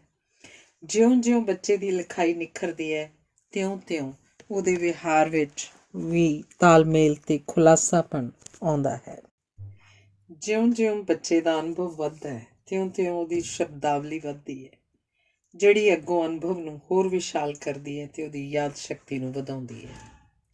ਸਭ ਕੁਝ ਕਿਸੇ ਲਈ ਵੀ ਯਾਦ ਰੱਖਣਾ ਸੰਭਵ ਨਹੀਂ ਹੁੰਦਾ, ਸੋ ਭਰਪੂਰ ਜੀਵਨ ਜਿਉਣ ਲਈ ਲਿਖਣਾ ਜ਼ਰੂਰੀ ਅਮਲ ਹੈ।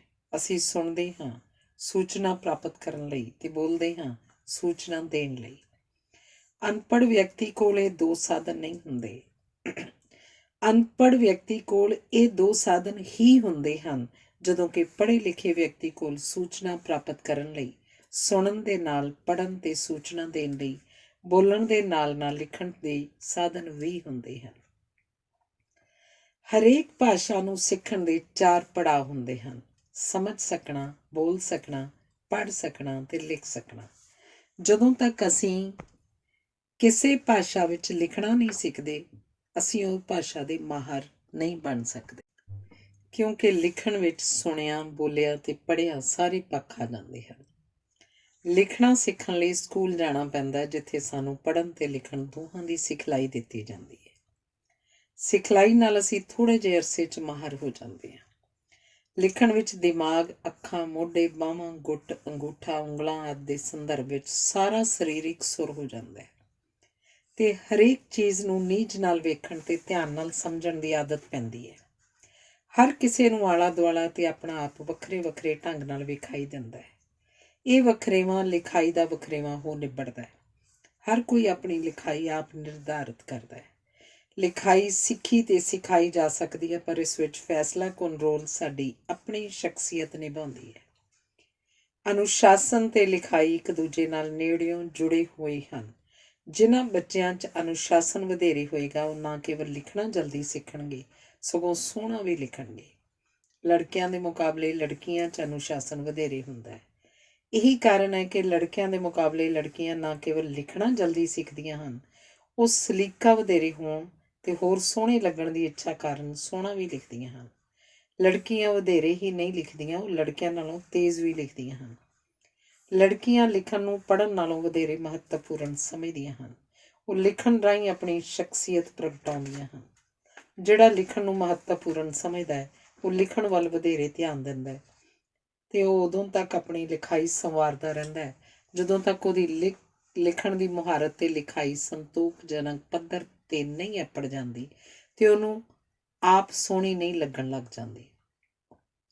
ਚੰਗੀ ਲਿਖਾਈ ਵਾਲੇ ਦੀ ਪ੍ਰਸ਼ੰਸਾ ਹੁੰਦੀ ਹੈ ਤੇ ਸੋਹਣੀ ਲਿਖਾਈ ਵਾਲੇ ਨੂੰ ਆਪਣੀ ਲਿਖਾਈ ਦਾ ਮਾਣ ਹੁੰਦਾ ਹੈ। ਪਤੀ ਪਤਨੀ ਵਿੱਚੋਂ ਜਿਹਦੀ ਲਿਖਾਈ ਚੰਗੀ ਹੁੰਦੀ ਹੈ, ਉਹਨੂੰ ਇਸ ਗੱਲ ਦਾ ਮਾਣ ਹੁੰਦਾ ਹੈ। ਲਿਖਣਾ ਇੱਕ ਜਟਿਲ ਕਾਰਜ ਹੈ। ਇਸ ਦਾ ਮੁੱਢ ਸਿਖਲਾਈ ਨਾਲ ਬੱਝਦਾ ਹੈ। ਇਵੇਂ ਇੱਕ ਸਿੱਖਿਆ ਹੋਇਆ ਹੁਨਰ ਹੈ, ਜਿਸ ਨੂੰ ਸੁਨੇਹਿਆਂ ਦੇ ਆਦਾਨ ਪ੍ਰਦਾਨ ਲਈ ਵਿਸ਼ਵ ਪੱਧਰ ਤੇ ਵਰਤਿਆ ਜਾਂਦਾ ਹੈ। ਚੰਗੀ ਲਿਖਾਈ ਲਈ ਰਾਹੀਂ ਲਿਖੀ ਗੱਲ ਦਾ ਮਹੱਤਵ ਵੱਧ ਜਾਂਦਾ ਹੈ। ਵਿਸ਼ਵ ਵਿੱਚ ਮਨੁੱਖ ਨੇ ਵਿਸ਼ਵ ਪੱਧਰ ਦੇ 3 ਮਹਾਨ ਵਟਾਂਦਰੇ ਸੰਭਵ ਬਣਾਏ ਹਨ। ਇਸਤਰੀਆਂ ਦਾ ਵਟਾਂਦਰਾ, ਵਸਤਾਂ ਦਾ ਵਟਾਂਦਰਾ ਤੇ ਸੁਨੇਹਾ ਸੂਚਨਾਵਾਂ ਦਾ ਵਟਾਂਦਰਾ। ਇਸਤਰੀਆਂ ਦਾ ਵਟਾਂਦਰਾ ਵਿਆਹ ਰਹੀ ਹੁੰਦਾ ਹੈ, ਧੀਆਂ ਦਿੱਤੀਆਂ ਜਾਂਦੀਆਂ ਹਨ, ਨੂੰਹਾਂ ਲਿਆਈਆਂ ਜਾਂਦੀਆਂ ਹਨ। ਸਮੁੱਚਾ ਰਿਸ਼ਤਾ ਨਾਤਾ ਪ੍ਰਬੰਧ ਇਸ ਵਟਾਂਦਰੇ ਵਿੱਚੋਂ ਉਸਰਦਾ ਹੈ। ਵਸਤਾਂ ਦੇ ਵਟਾਂਦਰੇ ਨੂੰ ਵਪਾਰ ਕਹਿੰਦੇ ਹਨ, ਜਿਹੜਾ ਵਿਸ਼ਵ ਵਿਆਪੀ ਵਰਤਾਰਾ ਬਣ ਗਿਆ ਹੈ। ਸੁਨੇਹਾ ਜਾਂ ਸੂਚਨਾਵਾਂ ਦੇ ਵਟਾਂਦਰੇ ਰਾਹੀਂ ਸਮਾਜਿਕ, ਸੱਭਿਆਚਾਰਕ, ਰਾਜਨੀਤਿਕ ਆਦਿ ਜੀਵਨ ਹੋਂਦ 'ਚ ਆਉਂਦਾ ਹੈ। ਸੂਚਨਾਵਾਂ 3 ਢੰਗਾਂ ਰਾਹੀਂ ਦਿੱਤੀਆਂ ਜਾਂਦੀਆਂ ਹਨ: ਸ਼ਬਦਾਂ ਜਾਂ ਅੰਕੜਿਆਂ ਰਾਹੀਂ, ਆਵਾਜ਼ ਰਾਹੀਂ ਤੇ ਤਸਵੀਰਾਂ ਰਾਹੀਂ। ਇਹਨਾਂ ਦੇ 2 ਮੁੱਖ ਮਾਧਿਅਮ ਹਨ: ਅੱਖਾਂ ਪੜ੍ਹਨ ਵੇਖਣ ਤੇ ਕੰਨ ਸੁਣਨ ਸਮਝਣ ਲਈ। ਜਦੋਂ ਵੀ ਕੋਈ ਕਿਸੇ ਨੂੰ ਮਿਲਦਾ ਹੈ, ਉਹ ਸੂਚਨਾ ਦਾ ਆਦਾਨ ਪ੍ਰਦਾਨ ਕਰਦਾ ਹੈ। ਮਹੱਤਵਪੂਰਨ ਸੂਚਨਾ ਲਿਖ ਕੇ ਲਈ ਦਿੱਤੀ ਜਾਂਦੀ ਹੈ। ਭਾਵੇਂ ਲਿਖਣ ਦੀਆਂ ਅਨੇਕਾਂ ਵਿਧੀਆਂ ਹਨ, ਪਰ ਹੱਥਾਂ ਨਾਲ ਲਿਖਣ ਦਾ ਕਾਰਜ ਮਹੱਤਵਪੂਰਨ ਹੈ ਤੇ ਲਿਖਾਈ ਦਾ ਸੰਬੰਧ ਹੱਥਾਂ ਨਾਲ ਲਿਖਣ ਨਾਲ ਹੀ ਹੈ। ਲਿਖਣ ਸਮੇਂ ਬੁੱਧੀ ਕਾਰਜਸ਼ੀਲ ਹੁੰਦੀ ਹੈ ਅਤੇ ਸੋਚ ਨੂੰ ਸਪਸ਼ਟ ਰੂਪ ਦੇਣ ਲਈ ਲਿਖਿਆ ਜਾਂਦਾ ਹੈ। ਜਿਸ ਨੂੰ ਲਿਖਣਾ ਨਹੀਂ ਆਉਂਦਾ, ਉਸ ਨੂੰ ਟਾਈਪ ਕਰਨਾ ਵੀ ਨਹੀਂ ਆਉਂਦਾ, ਕਿਉਂਕਿ ਟਾਈਪ ਕਰਨਾ ਲਿਖਣ ਦਾ ਹੀ ਵਿਸਥਾਰ ਹੁੰਦਾ ਹੈ। ਲਿਖਣ ਰਾਹੀਂ ਸੋਚਣ ਤੇ ਪ੍ਰਗਟਾਉਣ 'ਚ ਸਪਸ਼ਟਤਾ ਆਉਂਦੀ ਹੈ। ਜਿਹੜੇ ਲਿਖਦੇ ਨਹੀਂ, ਉਹ ਸੋਚਦੇ ਵੀ ਨਹੀਂ। ਲਿਖਣ ਰਾਹੀਂ ਭੁਲੇਖੇ ਮਿਟਦੇ ਹਨ, ਵਿਵਾਦ ਘਟਦੇ ਹਨ। ਇਸੇ ਕਰਕੇ ਇਕਰਾਰਨਾਮੇ ਲਿਖਤੀ ਰੂਪ 'ਚ ਹੁੰਦੇ ਹਨ। ਸਪਸ਼ਟਤਾ ਲਿਆਉਣ ਦੇ ਉਦੇਸ਼ ਨਾਲ ਹੀ ਵਿਸ਼ਰਾਮ ਚਿੰਨ੍ਹ ਵਰਤਣੇ ਆਰੰਭ ਕੀਤੇ ਗਏ ਹਨ। ਤੇਜ਼ ਲਿਖਣ ਦੀ ਲੋੜ ਵਿੱਚੋਂ ਸ਼ਾਰਟਹੈਂਡ ਦਾ ਨਿਰਮਾਣ ਹੋਇਆ। ਮਨੁੱਖ ਵੱਲੋਂ ਦੋਵੇਂ ਹੱਥਾਂ ਨਾਲ ਤੇਜ਼ ਤੇ ਸਾਫ਼ ਲਿਖਣ ਦੀ ਇੱਛਾ ਵਿੱਚੋਂ ਹੀ ਟਾਈਪਰਾਈਟਰ ਦੀ ਕਾਢ ਨਿਕਲੀ ਹੈ। ਲਿਖਣ ਤੇ ਲਿਖਾਈ ਦੀ ਕਲਾ ਨਾਲ ਹੀ ਗ੍ਰੰਥ ਅਤੇ ਪੁਸਤਕਾਂ ਹੋਂਦ ਵਿੱਚ ਆਉਂਦੀਆਂ ਹਨ, ਜਿਨ੍ਹਾਂ ਦੇ ਅਧਿਐਨ ਨਾਲ ਗਿਆਨ ਵੱਧਦਾ ਹੈ ਤੇ ਵਿਕਾਸ ਵਾਪਰਦਾ ਹੈ। ਅਜੋਕੀ ਸਿੱਖਿਆ ਪ੍ਰਣਾਲੀ 'ਚ ਹੁਣ ਲਿਖਣ ਤੇ ਜ਼ੋਰ ਨਾ ਦਿੱਤੇ ਜਾਣ ਕਾਰਨ ਕਿਸੇ ਦੀ ਲਿਖਾਈ ਚੰਗੀ ਨਹੀਂ ਹੁੰਦੀ। ਯੂਨਾਨੀ, ਲਾਤੀਨੀ, ਚੀਨੀ, ਅਰਬੀ, ਸੰਸਕ੍ਰਿਤ ਆਦਿ ਵਿੱਚ ਖੁਸ਼ਕ ਖੱਤ ਲਿਖਣ ਦੀ ਪਰੰਪਰਾ ਸੀ, ਜਿਹੜੀ ਮਿਟਦੀ ਜਾ ਰਹੀ ਹੈ। ਅਜੋਕੇ ਵਿਦਿਆਰਥੀ ਲਿਖਣ ਲਈ ਠੀਕ ਤਰ੍ਹਾਂ ਬੈਠਦੇ ਹੀ ਨਹੀਂ, ਸੋ ਉਹਨਾਂ ਨੂੰ ਕਲਮ ਵੀ ਠੀਕ ਢੰਗ ਨਾਲ ਫੜਨੀ ਨਹੀਂ ਆਉਂਦੀ। ਲਿਖਣ ਵਿੱਚ ਹੱਥਾਂ, ਅੱਖਾਂ ਤੇ ਦਿਮਾਗ ਦਾ ਤਾਲਮੇਲ ਹੁੰਦਾ ਹੈ। ਬੈਠਣ ਦਾ ਢੰਗ, ਝੁਕਣ ਦੀ ਮੁਦਰਾ, ਹੱਥ ਟਿਕਾਉਣ ਦੀ ਵਿਧੀ, ਦੂਜੇ ਹੱਥ ਨਾਲ ਕਾਗਜ਼ ਦਬਾਉਣ ਦੀ ਜੁਗਤ ਆਦਿ ਪੱਖ ਲਿਖਾਈ ਨੂੰ ਪ੍ਰਭਾਵਿਤ ਕਰਦੇ ਹਨ। ਅੰਗੂਠਾ ਕਲਮ ਨੂੰ ਦਬਾਉਂਦਾ ਹੈ ਤੇ ਚੀਚੀ ਵੱਲੋਂ ਗਿਣਿਆਂ ਤੀਜੀ ਤੇ ਚੌਥੀ ਉਂਗਲ ਕਲਮ ਦਾ ਬੋਝ ਚੁੱਕਦੀਆਂ ਹਨ ਤੇ ਚੀਚੀ ਤੇ ਨਾਲ ਲੱਗਦੀ ਉਂਗਲੀ ਦਬਾਓ ਦਾ ਵਿਰੋਧ ਕਰਦੀਆਂ ਹਨ। ਬਾਂਹ ਕਲਮ ਨੂੰ ਉਸ ਥਾਂ ਰੱਖਣ ਦਾ ਕਾਰਜ ਕਰਦੀ ਹੈ ਜਿੱਥੇ ਲਿਖਣਾ ਹੁੰਦਾ ਹੈ। ਖੱਬੇ ਤੋਂ ਸੱਜੇ ਪਾਸੇ ਵੱਲ ਲਿਖਣ ਕਰਕੇ ਲਿਖਣ ਵਾਲਾ ਆਪਣੇ ਲਿਖੇ ਨੂੰ ਲਿਖਦਿਆਂ ਨਾਲ ਵੇਖ ਵੀ ਸਕਦਾ ਹੈ। ਮਾੜੀ ਲਿਖਾਈ ਵਾਲੇ ਬੰਦੇ ਅੰਗੂਠਾ ਘੱਟ ਤੇ ਉਂਗਲਾਂ ਵਧੇਰੇ ਵਰਤਦੇ ਹਨ ਤੇ ਕਲਮ ਨੂੰ ਬਹੁਤ ਘੁੱਟ ਕੇ ਜਾਂ ਬਹੁਤ ਢਿੱਲੀ ਕਰਕੇ ਫੜਦੇ ਹਨ। ਜਦੋਂ ਆਪਣੀ ਲਿਖਾਈ ਨੂੰ ਲੁਕਾਉਣ ਤੇ ਉਸ ਨੂੰ ਕਿਸੇ ਹੋਰ ਦੀ ਲਿਖਾਈ ਬਣਾਉਣ ਦਾ ਯਤਨ ਕੀਤਾ ਜਾਂਦਾ ਹੈ ਤਾਂ ਬੜਾ ਅਧਿਕ ਧਿਆਨ ਦੇਣਾ ਪੈਂਦਾ ਹੈ। ਜਿਵੇਂ ਕਈ ਵਿਦਿਆਰਥੀ ਕਈ ਵਾਰੀ ਆਪੇ ਹੀ ਆਪਣੇ ਪਿਤਾ ਦੇ ਦਸਤਖਤ ਕਰਦੇ ਹਨ ਤਾਂ ਉਹਨਾਂ ਨੂੰ ਇਸ ਸਮੱਸਿਆ ਦਾ ਸਾਹਮਣਾ ਕਰਨਾ ਪੈਂਦਾ ਹੈ, ਕਿਉਂਕਿ ਪਿਤਾ ਦੀ ਲਿਖਾਈ ਉਹਨਾਂ ਦੀ ਆਪਣੀ ਲਿਖਾਈ ਨਾਲੋਂ ਵੱਖਰੀ ਭਾਂਤ ਦੀ ਹੁੰਦੀ ਹੈ, ਜਿਸ ਕਾਰਨ ਕਿਸੇ ਦੀ ਲਿਖਾਈ ਦੀ ਨਕਲ ਕਰਨ ਵੇਲੇ ਉਚੇਚਾ ਧਿਆਨ ਦਿੱਤਾ ਜਾਂਦਾ ਹੈ। ਕਈਆਂ ਦੀ ਲਿਖਾਈ ਗੋਲ ਹੁੰਦੀ ਹੈ, ਕਈਆਂ ਦੀ ਚੁੰਝਾਂ ਵਾਲੀ, ਕਈਆਂ ਦੀ ਲੇਟਵੀਂ, ਕਈਆਂ ਦੀ ਖੜੀ, ਕਈਆਂ ਦੀ ਬੈਠੀ ਤੇ ਕਈਆਂ ਦੀ ਡਿੱਗੀ ਹੋਈ। ਕਈ ਅੱਖਰਾਂ ਨੂੰ ਸਜਾਉਂਦੇ ਹਨ, ਕਈ ਮੱਖੀਆਂ ਹੀ ਮਾਰਦੇ ਹਨ, ਕਈ ਅੱਖਰਾਂ ਨੂੰ ਖਿਲਾਰਦੇ ਹਨ, ਕਈ ਚੀਚ ਕਚੋਲੇ ਪਾਉਂਦੇ ਹਨ। ਕਈਆਂ ਦੀ ਲਿਖਾਈ 'ਚ ਅੱਖਰ ਦਿਸਦੇ ਹੀ ਨਹੀਂ, ਕੇਵਲ ਸਿਹਾਰੀਆਂ ਬਿਹਾਰੀਆਂ ਹੀ ਦਿਸਦੀਆਂ ਹਨ। ਕਈਆਂ ਦੀ ਲਿਖਾਈ ਮੁੱਢੋਂ ਹੀ ਵਿਗੜੀ ਹੁੰਦੀ ਹੈ। ਕਈ ਆਰੰਭ ਵਿੱਚ ਸੋਹਣੀ ਲਿਖਾਈ 'ਚ ਲਿਖਦੇ ਹਨ ਪਰ ਜਲਦੀ ਅਵਾਰਾ ਹੋ ਜਾਂਦੇ ਹਨ। ਕਈ ਸ਼ਬਦਾਂ ਦੀ ਭੀੜ ਜਿਹੀ ਇਕੱਠੀ ਕਰ ਦਿੰਦੇ ਹਨ। ਕੋਈ ਹੁੰਦਾ ਜਿਸ ਦੀ ਲਿਖਾਈ ਧਿਆਨ ਖਿੱਚਦੀ ਹੈ। ਕਈ ਲਿਪੀਆਂ ਮਰਦਾਵੀਆਂ ਹੁੰਦੀਆਂ ਹਨ, ਕਈ ਜਨਾਨਾ ਲਿਪੀਆਂ 'ਚ ਸਜਾਵਟੀ ਲਿਖਾਈ ਦੀ ਸੰਭਾਵਨਾ ਵਧੇਰੇ ਹੁੰਦੀ ਹੈ। ਗੁਰਮੁਖੀ ਮਰਦਾਵੀ ਲਿਪੀ ਹੈ। ਗੁਰਮੁਖੀ 'ਚ ਕੇਵਲ ਈੜੀ ਇਸਤਰੀ ਹੈ, ਬਾਕੀ ਸਾਰੇ ਅੱਖਰਾਂ ਦੇ ਨਾਮ ਮਰਦਾਵੇਂ ਹਨ। ਯੂਨਾਨੀ ਲਿਪੀ ਜਨਾਨਾ ਲਿਪੀ ਹੈ, ਸਲੀਕੇ ਤੇ ਸਜਾਵਟ ਵਾਲੀ। ਗੁਰਮੁਖੀ ਅੱਖਰ ਦੇ ਚਾਰੇ ਪਾਸੇ ਕੋਈ ਨਾ ਕੋਈ ਲਗ ਮਾਤਰ ਲੱਗ ਸਕਦੀ ਹੈ, ਜਿਸ ਕਾਰਨ ਰੋਮਨ ਲਿਪੀ ਦੇ ਮੁਕਾਬਲੇ ਇਸ ਵਿੱਚ ਲਿਖਣ ਦੀ ਰਫ਼ਤਾਰ ਹੌਲੀ ਹੋ ਜਾਂਦੀ ਹੈ। ਰੋਮਨ ਲਿਪੀ 'ਚ ਛੋਟੇ ਤੇ ਵੱਡੇ ਅੱਖਰਾਂ ਦਾ ਵਖਰੇਵਾਂ ਵੀ ਹੈ, ਪਰ ਵਿਸ਼ਵ ਦੀਆਂ ਹੋਰ ਲਿਪੀਆਂ ਵਿੱਚ ਇਹ ਵਖਰੇਵਾਂ ਨਹੀਂ ਹੈ। ਵਿਸ਼ਰਾਮ ਚਿੰਨ੍ਹ ਰੋਮਨ ਲਿਪੀ ਵਿੱਚੋਂ ਸੰਸਾਰ ਭਰ 'ਚ ਫੈਲੇ ਹਨ, ਜਿਹੜੇ ਲਿਖਾਈ ਨੂੰ ਪੜ੍ਹਨ ਤੇ ਅਰਥਾਂ ਨੂੰ ਸਮਝਣ 'ਚ ਸਹੂਲਤ ਪ੍ਰਦਾਨ ਕਰਦੇ ਹਨ। ਗੁਰਮੁਖੀ ਵਿੱਚ ਪਹਿਲਾਂ ਵਿਸ਼ਰਾਮ ਲਈ ਇੱਕ ਡੰਡੀ ਤੇ ਪੂਰਨ ਵਿਸ਼ਰਾਮ ਲਈ 2 ਡੰਡੀਆਂ ਵਰਤਣ ਦਾ ਰਿਵਾਜ ਸੀ। ਕਾਨੂੰਨੀ ਲਿਖਤਾਂ ਵਿੱਚ ਬਹੁਤੇ ਵਿਸ਼ਰਾਮ ਚਿੰਨ੍ਹਾਂ ਦੀ ਵਰਤੋਂ ਨਹੀਂ ਕੀਤੀ ਜਾਂਦੀ, ਕਿਉਂਕਿ ਇਹਨਾਂ ਨੂੰ ਇੱਧਰ ਉੱਧਰ ਕਰਨ ਨਾਲ ਅਰਥ ਬਦਲ ਜਾਂਦੇ ਹਨ। ਜਦੋਂ ਛਪਾਈ ਦੀ ਸਹੂਲਤ ਉਪਜੀ ਤਾਂ ਪਹਿਲਾਂ ਲਿਖਾਈ ਨੇ ਛਪਾਈ ਨੂੰ ਤੇ ਮਗਰੋਂ ਛਪਾਈ ਨੇ ਲਿਖਾਈ ਨੂੰ ਪ੍ਰਭਾਵਿਤ ਕਰਨਾ ਆਰੰਭ ਕੀਤਾ। ਇਸ ਸਮੇਂ ਰੋਮਨ ਲਿਪੀ ਦੇ 5000 ਤੋਂ ਵੱਧ ਰੂਪ ਉਪਲਬਧ ਹਨ, ਜਿਸ ਕਾਰਨ ਹਰੇਕ ਪ੍ਰਕਾਰ ਦੇ ਪ੍ਰਭਾਵ ਲਈ ਢੁਕਵਾਂ ਤੇ ਅੱਖਰ ਰੂਪ ਉਪਜਾਇਆ ਗਿਆ। ਛਪਾਈ ਵਿੱਚ ਰੋਮਨ ਲਿਪੀ ਦਾ ਸਭ ਤੋਂ ਵਧੇਰੇ ਹਰਮਨ ਪਿਆਰਾ ਰੂਪ ਅਜੋਕੇ ਸਮਾਚਾਰ ਪੱਤਰਾਂ 'ਚ ਵਰਤਿਆ ਜਾਂਦਾ ਹੈ, ਜਿਸ ਦਾ ਲੰਦਨ ਦੇ ਸਮਾਚਾਰ ਪੱਤਰ ਟਾਈਮਜ਼ ਨੇ ਲਗਭਗ ਪੌਣੀ ਸਦੀ ਪਹਿਲਾਂ ਨਿਰਮਾਣ ਕਰਾਇਆ ਸੀ।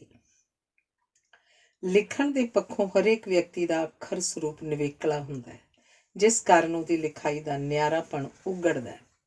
ਲਿਖਣ ਦੇ ਪੱਖੋਂ ਹਰੇਕ ਵਿਅਕਤੀ ਕੁਝ ਅੱਖਰਾਂ ਨੂੰ ਵੱਖਰੇ ਅੰਦਾਜ਼ ਨਾਲ ਲਿਖਦਾ ਹੈ।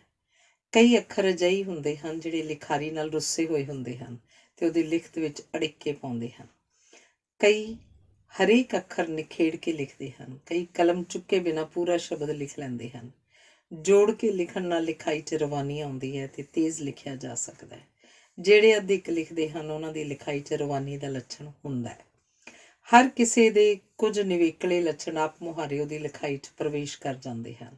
ਇਹ ਨਿਵੇਕਲੇ ਲੱਛਣ ਜਾਅਲੀ ਦਸਤਾਵੇਜ਼ਾਂ ਦੀ ਪਛਾਣ 'ਚ ਸਹਾਈ ਹੁੰਦੇ ਹਨ। ਅਕਸਰ ਪਰਿਵਾਰ ਦੇ ਬਹੁਤੇ ਜੀਆਂ ਦੀ ਲਿਖਾਈ 'ਚ ਭਿੰਨਤਾਵਾਂ ਨਾਲੋਂ ਵਧੇਰੇ ਸਾਂਝਾਂ ਹੁੰਦੀਆਂ ਹਨ। ਲਿਖਾਈ ਦੀਆਂ ਕਈ ਜਮਾਤੀ ਅਤੇ ਰਾਸ਼ਟਰੀ ਸਾਂਝਾਂ ਵੀ ਹੁੰਦੀਆਂ ਹਨ। ਡਾਕਟਰਾਂ ਦੀ ਲਿਖਾਈ ਸਭ ਤੋਂ ਭੈੜੀ ਹੁੰਦੀ ਹੈ। ਕਲਾਕਾਰਾਂ ਦੀ ਲਿਖਾਈ ਕਲਾਤਮਕ ਗੁਣਾਂ ਵਾਲੀ ਹੁੰਦੀ ਹੈ। ਸਿਪਾਹੀਆਂ ਦੀ ਲਿਖਾਈ ਸਹਿਜੇ ਹੀ ਪਛਾਣੀ ਜਾਂਦੀ ਹੈ। ਕਿਸੇ ਦੀ ਲਿਖਤ ਵੇਖ ਕੇ ਸਹਿਜੇ ਹੀ ਦੱਸਿਆ ਜਾ ਸਕਦਾ ਹੈ ਕਿ ਇਹ ਲਿਖਣ ਦਾ ਆਦੀ ਹੈ ਕਿ ਨਹੀਂ। ਕਈ ਹੱਥਾਂ ਨਾਲ ਨਹੀਂ, ਪੈਰਾਂ ਨਾਲ ਲਿਖਦੇ ਪ੍ਰਤੀਤ ਹੁੰਦੇ ਹਨ। ਲਿਖਣ ਸਮੇਂ ਅੱਖਰ ਆਪ ਮੁਹਾਰੇ ਇੱਕ ਕਤਾਰ 'ਚ ਖਲੋਂਦੇ ਹਨ। ਅਸੀਂ ਅਕਸਰ ਇੱਕ ਕਾਲਪਨਿਕ ਲਾਈਨ 'ਤੇ ਲਿਖਦੇ ਹਾਂ। ਕਈ ਸਫੇਦ ਕਾਗਜ਼ 'ਤੇ ਵੀ ਬੜੀਆਂ ਸਿੱਧੀਆਂ ਸੁਚੱਜੀਆਂ ਲਾਈਨਾਂ ਬਣਾ ਕੇ ਲਿਖਦੇ ਹਨ। ਹੌਲੀ ਲਿਖਣ ਨਾਲ ਅੱਖਰ ਕੰਬਦੇ ਵਿਖਾਈ ਦਿੰਦੇ ਹਨ, ਜਿਨ੍ਹਾਂ ਨਾਲ ਲਾਈਨ ਸਿੱਧੀ ਨਹੀਂ ਬਣਦੀ।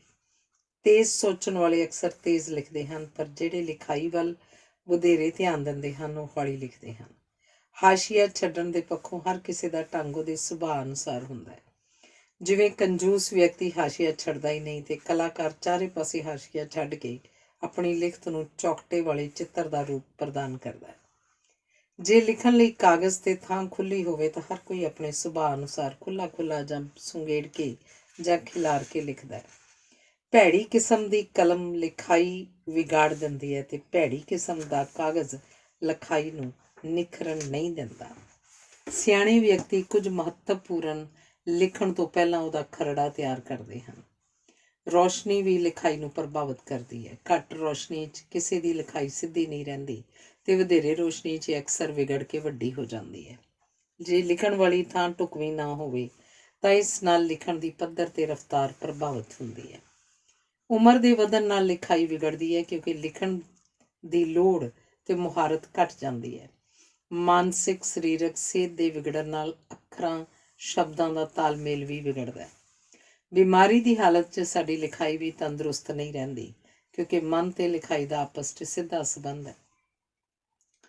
ਆਤਮਘਾਤੀ ਨੋਟ ਵਿਚਲੀ ਲਿਖਾਈ 'ਚ ਸੰਤੁਲਨ ਨਹੀਂ ਹੁੰਦਾ। ਮੰਦਹਾਲੀ ਕਾਰਨ ਵਿਅਕਤੀ ਨਾ ਸਿੱਧਾ ਸੋਚ ਸਕਦਾ, ਨਾ ਸਿੱਧਾ ਪੜ੍ਹ ਸਕਦਾ, ਨਾ ਸਿੱਧਾ ਲਿਖ ਸਕਦਾ। ਪ੍ਰਸੰਨਤਾ ਦੀ ਹਾਲਤ 'ਚ ਅੱਖਰ ਵੱਡੇ ਹੋ ਜਾਂਦੇ ਹਨ। ਰੋ ਰਹੇ ਵਿਅਕਤੀ ਦੇ ਲਿਖੇ ਅੱਖਰ ਵੀ ਰੋਂਦੇ ਹਨ। ਥਕਾਵਟ ਵਿੱਚ ਲਿਖਾਈ ਲਮਕ ਜਾਂਦੀ ਹੈ। ਅਧਿਆਪਕਾਂ ਦੀ ਲਿਖਾਈ ਦੇ ਪਾਰਖੂ ਵਿਦਿਆਰਥੀ ਹੁੰਦੇ ਹਨ, ਜਿਹੜੇ ਆਪਣੇ ਪਿਆਰ ਅਧਿਆਪਕ ਦੀ ਚੰਗੀ ਲਿਖਾਈ ਨੂੰ ਆਦਰਸ਼ ਮੰਨ ਕੇ ਆਪਣੀ ਲਿਖਾਈ ਨੂੰ ਸਵਾਰਨ ਤੇ ਚੰਗਾ ਬਣਾਉਣ ਦਾ ਯਤਨ ਕਰਦੇ ਹਨ। ਜਿਨ੍ਹਾਂ ਅਧਿਆਪਕਾਂ ਦੀ ਆਪਣੀ ਲਿਖਾਈ ਚੰਗੀ ਹੁੰਦੀ ਹੈ ਉਹ ਆਪਣੇ ਵਿਦਿਆਰਥੀਆਂ ਦੀ ਲਿਖਾਈ ਵੱਲ ਧਿਆਨ ਦਿੰਦੇ ਹਨ। ਇਹ ਧਿਆਨ ਸਕੂਲ ਪੱਧਰ ਤੱਕ ਹੀ ਦਿੱਤਾ ਜਾ ਸਕਦਾ। ਉਸ ਤੋਂ ਮਗਰੋਂ ਲਿਖਾਈ ਬਦਲਣ ਦੀਆਂ ਸੰਭਾਵਨਾਵਾਂ ਘੱਟ ਜਾਂਦੀਆਂ ਹਨ। ਉਮਰ ਨਾਲ ਸ਼ਕਲ ਵਾਂਗ ਲਿਖਾਈ ਵੀ ਬਦਲਦੀ ਹੈ, ਪਰ ਇੰਨੀ ਨਹੀਂ ਬਦਲਦੀ ਕਿ ਪਛਾਣੀ ਨਾ ਜਾਏ। ਸੋਹਣੀ ਲਿਖਾਈ ਵਾਲੇ ਅਧਿਆਪਕ ਬਲੈਕ ਬੋਰਡ ਵਧੇਰੇ ਵਰਤਦੇ ਹਨ ਤੇ ਉਹ ਅਕਸਰ ਚੰਗੇ ਤੇ ਦਿਲਚਸਪ ਅਧਿਆਪਕ ਹੁੰਦੇ ਹਨ। ਸੋਹਣੀ ਲਿਖਾਈ ਅਧਿਆਪਕ ਦੇ ਸਲੀਕੇ ਦਾ ਪ੍ਰਮਾਣ ਹੁੰਦੀ ਹੈ। ਲਿਖਾਈ ਵਾਂਗ ਹੀ ਹਰ ਕਿਸੇ ਦੀ ਹਿੰਸੇ ਲਿਖਣ ਦੀ ਵਿਧੀ ਵੱਖਰੀ ਹੁੰਦੀ ਹੈ। ਆਮ ਕਰਕੇ ਅੱਖਰ ਹੀ ਹਿੰਸਿਆਂ ਦਾ ਰੂਪ ਆਕਾਰ ਨਿਰਧਾਰਤ ਕਰਦੇ ਹਨ। ਹਰ ਕੋਈ ਆਪਣੇ ਨਾਂ ਨੂੰ ਵਿਸ਼ੇਸ਼ ਢੰਗ ਨਾਲ ਲਿਖਦਾ ਹੈ। ਵਿਸ਼ੇਸ਼ ਢੰਗ ਨਾਲ ਲਿਖੇ ਆਪਣੇ ਨਾਂ ਨੂੰ ਦਸਤਖਤ ਕਿਹਾ ਜਾਂਦਾ ਹੈ। ਕਈ ਇੱਕ ਤੋਂ ਵਧੇਰੇ ਕਿਸਮ ਦੇ ਦਸਤਖਤ ਕਰਦੇ ਹਨ, ਜਿਵੇਂ ਚਿੱਠੀ ਪੱਤਰ ਲਈ ਹੋਰ, ਬੈਂਕ ਲਈ ਹੋਰ। ਸਰਲ ਸਾਊ ਵਿਅਕਤੀਆਂ ਦੇ ਦਸਤਖਤ ਸਪਸ਼ਟ ਭਾਂਤ ਪੜ੍ਹੇ ਜਾ ਸਕਦੇ ਹਨ। ਲਿਖਾਈ ਤੇ ਲਿਖਣ ਦੀ ਆਦਤ ਤੇ ਲਿਖਣ ਦੀ ਮੁਹਾਰਤ ਵੱਖਰੇ ਵੱਖਰੇ ਪੱਖ ਹਨ। ਜਦੋਂ ਅਸੀਂ ਕਿਸੇ ਦੀ ਚੰਗੀ ਲਿਖਾਈ ਵੇਖਦੇ ਹਾਂ ਤਾਂ ਉਸ ਵਿੱਚੋਂ ਕੁਝ ਅਪਣਾਉਣ ਬਾਰੇ ਜ਼ਰੂਰ ਸੋਚਦੇ ਹਾਂ। ਚੰਗੀ ਲਿਖਾਈ ਵਾਲਾ ਮਿਲਿਆ ਖੱਤ ਅਸੀਂ ਵਧੇਰੇ ਸਾਂਭਦੇ ਹਾਂ ਤੇ ਉਹਨੂੰ ਕਈ ਵਾਰ ਪੜ੍ਹਦੇ ਹਾਂ। ਜਿਹੜੇ ਪ੍ਰੇਮੀ ਪ੍ਰੇਮਿਕਾ ਪ੍ਰੇਮ ਪੱਤਰਾਂ ਦਾ ਆਦਾਨ ਪ੍ਰਦਾਨ ਕਰਦੇ ਹਨ, ਉਹ ਜ਼ਿੰਦਗੀ 'ਚ ਰੌਣਕ ਭਰਨ ਵਾਲੀਆਂ ਤੇ ਹੰਢਣਸਾਰ ਯਾਦਾਂ ਵਧੇਰੇ ਉਸਾਰਦੇ ਹਨ ਤੇ ਉਹ ਬੋਲਣ ਦੇ ਪੱਖੋਂ ਵੀ ਵਧੇਰੇ ਦਿਲਚਸਪ ਹੋ ਜਾਂਦੇ ਹਨ। ਲਿਖਣ ਦੇ ਅਨੇਕਾਂ ਸੂਖਮ ਪੱਖ ਸਾਹ ਲੈਣ ਵਾਂਗ ਅਚੇਤ ਹੀ ਕਾਰਜ ਕਰਦੇ ਰਹਿੰਦੇ ਹਨ। ਚੰਗੀ ਲਿਖਾਈ ਵਾਲਾ ਹੋਰਾਂ ਦੀ ਚੰਗੀ ਲਿਖਾਈ ਦੀ ਕਦਰ ਕਰਦਾ ਹੈ ਤੇ ਉਹਨੂੰ ਚੰਗੀਆਂ ਕਲਮਾਂ ਰੱਖਣ ਖਰੀਦਣ ਦਾ ਸ਼ੌਕ ਹੁੰਦਾ ਹੈ। ਜੇ ਕਿਸੇ ਦੀ ਇੱਕ ਲਿਪੀ ਵਿੱਚ ਲਿਖਾਈ ਸੋਹਣੀ ਹੋਵੇ, ਉਹ ਹੋਰ ਲਿਪੀਆਂ ਵਿੱਚ ਵੀ ਸੋਹਣੀ ਲਿਖਾਈ ਵਾਲਾ ਬਣ ਜਾਂਦਾ ਹੈ। ਲਿਖਣ ਕਲਾ ਵਿੱਚੋਂ ਹੀ ਚਿੱਤਰ ਕਲਾ ਦਾ ਨਿਰਮਾਣ ਹੋਇਆ। ਜਿਵੇਂ ਚੰਗੇ ਪਹਿਰਾਵੇ ਵਾਲੀ ਸ਼ਖਸੀਅਤ ਲਈ ਹਰੇਕ ਦਰਵਾਜ਼ਾ ਖੁੱਲ੍ਹ ਜਾਂਦਾ ਹੈ, ਉਵੇਂ ਚੰਗੀ ਲਿਖਾਈ ਦਾ ਹਰ ਥਾਂ ਸਵਾਗਤ ਹੁੰਦਾ ਹੈ, ਕਿਉਂਕਿ ਚੰਗੀ ਲਿਖਾਈ ਹਰ ਕਿਸੇ 'ਤੇ ਚੰਗਾ ਪ੍ਰਭਾਵ ਪਾਉਂਦੀ ਹੈ। ਵਿੱਦਿਆ ਪ੍ਰਾਪਤੀ ਦੌਰਾਨ ਜਿਹੜੇ ਆਪਣੀ ਲਿਖਾਈ ਵੱਲ ਧਿਆਨ ਦਿੰਦੇ ਹਨ, ਉਹਨਾਂ ਦੀ ਕਾਰਗੁਜ਼ਾਰੀ ਚੰਗੀ ਹੁੰਦੀ ਹੈ। ਚੰਗੀ ਲਿਖਾਈ ਨਾਲ ਆਪਣੇ ਆਪ ਬਾਰੇ ਰਾਏ ਚੰਗੀ ਬਣਦੀ ਹੈ। ਵਿਹਾਰ 'ਚ ਸਲੀਕਾ ਆਉਂਦਾ ਹੈ। ਸੁੰਦਰਤਾ ਦੀ ਪਛਾਣ ਵਧੇਰੇ ਹੁੰਦੀ ਹੈ। ਢੁਕਵੇਂ ਫੱਬਵੇਂ ਕੱਪੜੇ ਪਾਉਣ ਦੀ ਆਦਤ ਪੈਂਦੀ ਹੈ। ਆਦਤਾਂ ਚੰਗੀਆਂ ਹੋਣ ਕਾਰਨ ਚੰਗੇ ਦੋਸਤ ਸਹੇਲੀਆਂ ਮਿਲਦੇ ਹਨ ਤੇ ਜ਼ਿੰਦਗੀ 'ਚ ਕਾਰਗੁਜ਼ਾਰੀ ਚੰਗੇਰੀ ਹੋ ਜਾਂਦੀ ਹੈ। ਜਿਹੜੇ ਲਿਖਣ ਦਾ ਅਭਿਆਸ ਵਧੇਰੇ ਕਰਦੇ ਹਨ ਤੇ ਜਿਨ੍ਹਾਂ ਦੀ ਲਿਖਾਈ ਸੁੰਦਰ ਹੁੰਦੀ ਹੈ, ਉਹਨਾਂ ਦੀਆਂ ਹਰ ਖੇਤਰ 'ਚ ਪ੍ਰਾਪਤੀਆਂ ਤੇ ਸਫਲਤਾਵਾਂ ਵੀ ਮਾਣਯੋਗ ਹੁੰਦੀਆਂ ਹਨ। ਧੰਨਵਾਦ।